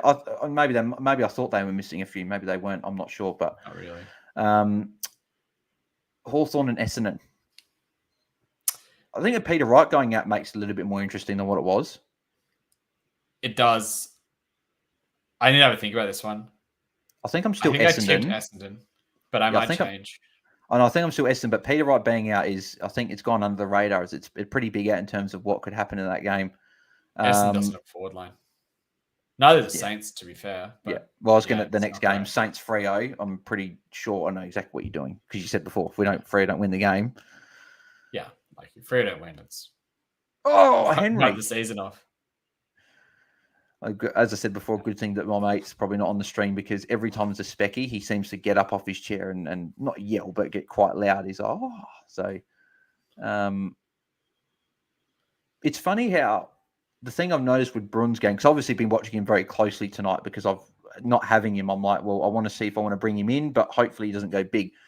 The first half, it seemed like everything that could have gone right for him in a way went right. He got the CBAs, yes. Every disposal he got cleanly, and it fell into his hands. Whereas this half has been a bit more chaotic, and he hasn't got as many CBAs because Geelong are a bit under the cosh, as people like to say, and he hasn't scored well. So just a squad out with 5 minutes to go. Looking at some of the players here, so you've got Nick Dacos second highest score at 112, Pendle's 113, DeGoey 101, Mitchell's on 81. Crisper's on 74. Then you've got Isaac Smith, the only player over 75 for Geelong with 91. Tanner Brunn's on 62. Yeah, so, and that was with a 45-point first half. Yeah. So like that, if I'm a owner, I'd be concerned. I'd be concerned. Yeah. As a non-owner, I'm not too worried about wanting to move into him now.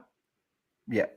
Because I think even if he gets a 70, I think worst case, Power gets a 50.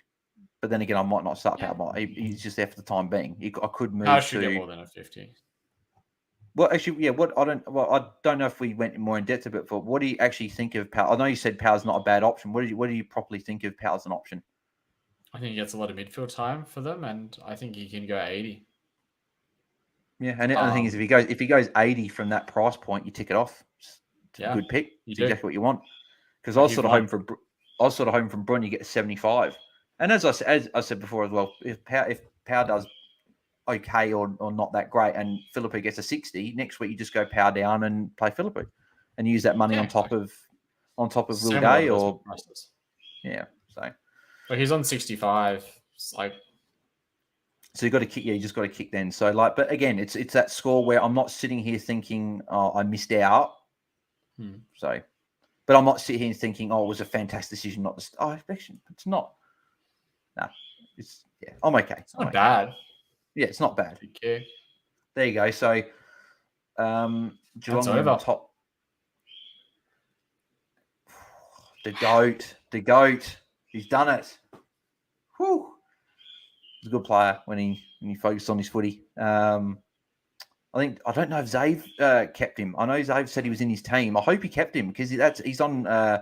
What's he on now? He's on like 110, I think. 113. 113. There you go. So, yeah, he's been good. I would still wouldn't pick him, just because Collingwood. I just don't know if anyone besides Dacos is going to consistently average over 95. That's if Dacos even does average 95 or more. But yeah, I wouldn't pick him either. But if Zave started him, yeah, you'd be pretty happy.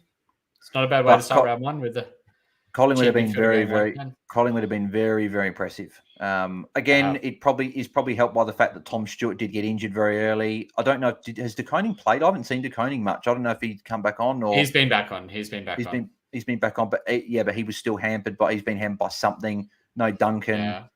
Yeah. Parfitt was a sub, but there was someone else missing. Menegola. So missing a few. And a few injuries. So, but no, still Collingwood deserve the win. They've played better. They played way been better. very, very good.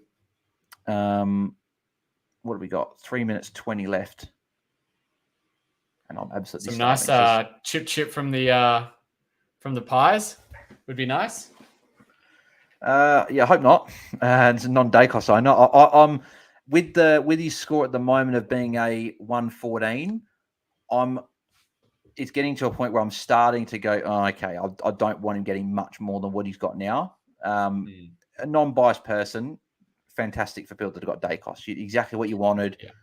You may get a 70 next week, but it probably offsets the fact that he has got a big score this week, so you're fine. You take the big score this week and you move. I think if you picked him, you were hoping for about a 95 average. So if he goes, 120 this week and then goes 70 next week, you're laughing. You're happy. You're pretty happy. Yeah. So Dacos looks like he's been a good pick. So, but again, this game because this game's been a lot more chip, and people have got some points, but still the top scorers are 116. So that's making me more go, okay, maybe Doherty VCs is looking like a good option to take his score because. I did say before that not many players went over 120 in the first round last year. Like I know McRae got 120. I was going to take it, but I couldn't because, I should have gone Grundy down to Bruce, taken Hayes off the bench and captain Bruce and got McRae's score, which maybe could have been another good move, but I didn't think of it. But after watching this, is that holding the ball? Nope. Yeah. I was holding the ball. Oh, no. He's holding the ball. Do you have any concerns for Geelong after this, or are you just like, that's just first game, no worry? I think this is more of a story on Collingwood than it is on Geelong. Yeah, I agree. I'm not worried if I'm a Geelong. I was only raising that sort of just to ask the question, but I'm not worried about Geelong either. It gives much more of an inclination as to where the Pies are than where Geelong are. Yeah, and that's, as I said before, that's what I said before. I said that we were going to learn more about Collingwood tonight than because if Geelong won, we're like, okay, Geelong just doing what Geelong do. But Collingwood winning was like, okay, people that had them outside the 8, you've got to probably rethink about what your top 8 was. I'm probably glad I didn't do a top 8. I was tempted to do a video on YouTube and do like my top 8 and my predictions, but I'm probably glad I didn't because I didn't have I think I had Collingwood 9th, and that would definitely be changing after tonight. So there you go. So Collingwood have had 59 more disposals. They've had 8 more contested possessions, 4 more tackles, and then they got rid of the stats. Thanks, Channel 7. I think that they did have more clearances and they were winning all the important stats. Wow, Mitchell's got crunched by my check then.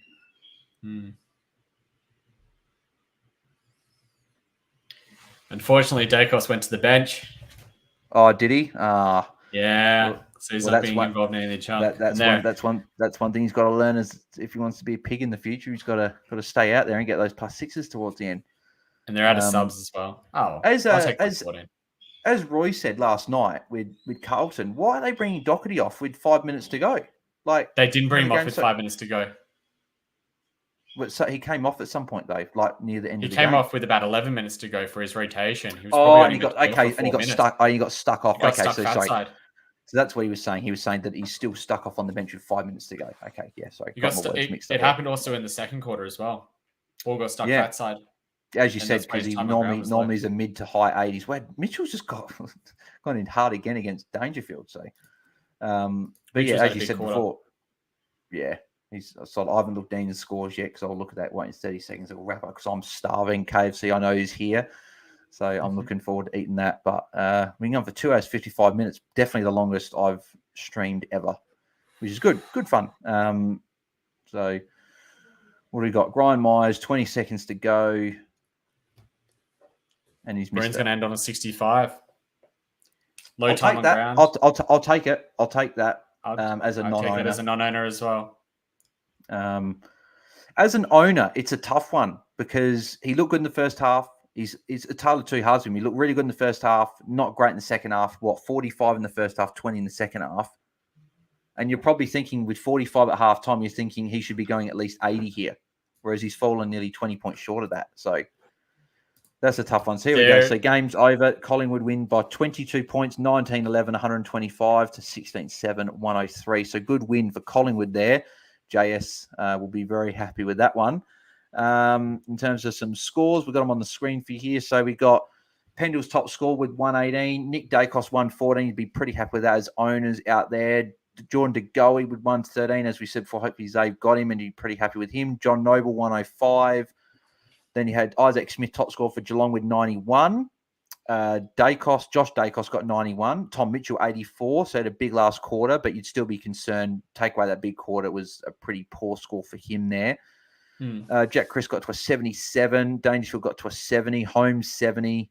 Tanner Brun 65. So for those owners out there, you would have wanted more after being at 45 at halftime. Darcy Cameron 71. Again, you would have wanted a little bit more from him. Cam Guthrie 54. That's gross. I had him in my game day squad. Luckily, I got rid of him out of my game day squad team. And obviously Tom Stewart's the big story from tonight with 14 and being injured. So coaching after that. So obviously, Monk, you're very happy with Dacos with his 114. Yep, happy with that. So happy that there you go. Bruin. Paulie D just said Brun, Tom on Grant, awful 65%. Again, it's a little tiny bit skewed because he was off when the Howe injury happened, but still add that on, it's probably 70%, which is a little bit low. So, and that's probably what his role is going to be for the beginning. So I don't think he's going to burn us. And his break even. The other thing I'd be concerned about with him was his disposal efficiency, 47%. Yeah, and Geelong are probably going to look at that and think that again, Parfitt was a sub. Do they bring in someone else like Sam Simpson they like, and he's a forward guy, but he plays forward? Maybe, I don't know. It's going to be interesting to see if he holds this spot. I think he still will, but it is a bit nerve-wracking. That's why I did end up jumping off. But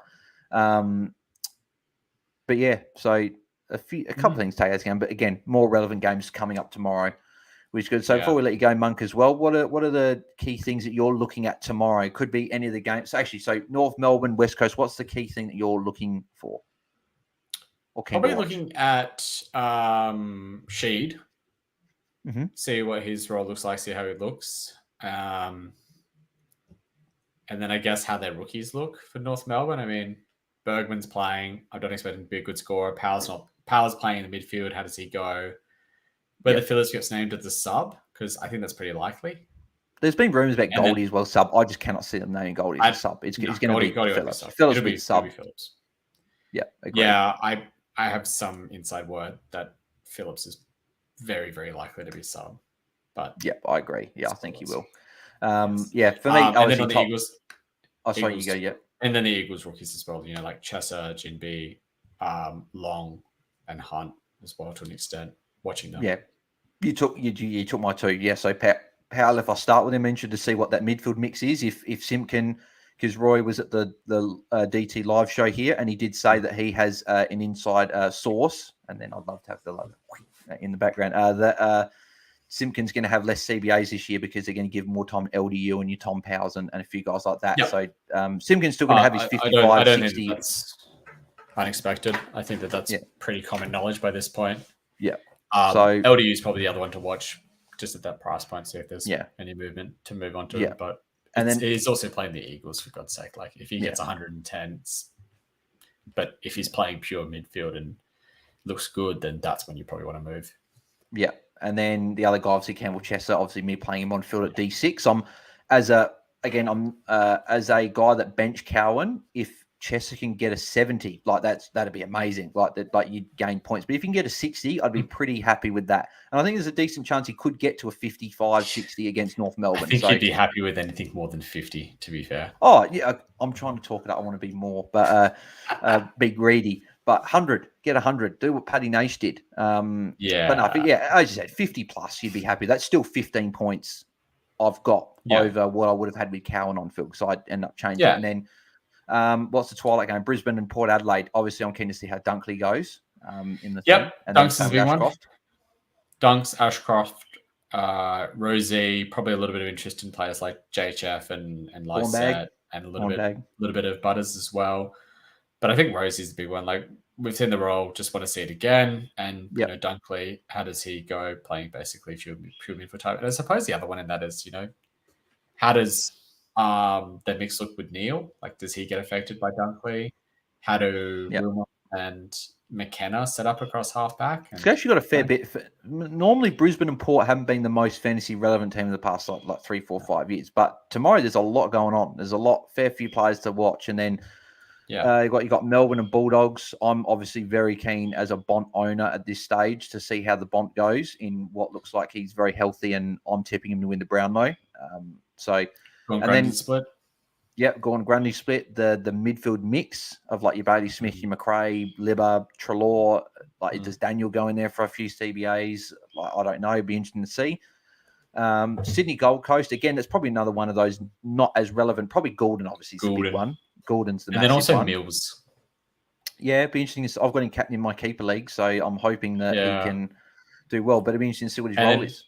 To an extent, took Miller and Noah Anderson. They're a little bit more slept on. And then, obviously... Constable. But actually, there's a little bit more going on than what I thought. Everyone's going to be fielding Constable, so it's...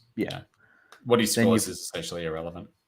They're just showing Collingwood players going off, showing hands to Lipinski. God, tough luck for him. I like Lipinski. Again, I had him in keeper league. I had to pick up Josh Tracy in a keeper league just to get a guy playing. And did Josh Tracy get named? I think he did, yeah. Okay, good. I'm not going to have a donut round one because all my players were ruled out, essentially. I think he came in. Moving to Sunday, I'm... again, probably biased him. I'm very interested to see how the Crows go and how their midfield mix looks with your Rankin and Rochelle. Does that affect? I don't. It won't affect Laird, but does that affect a Berry? I don't think so. I think Berry again, it shouldn't. It should affect their other ones. It should affect your Sloan, your Schoenbergs, your Keys, pro plays forward. So and then Jordan Dawson being new captain, that'll be interesting to see if that is good for his fantasy game.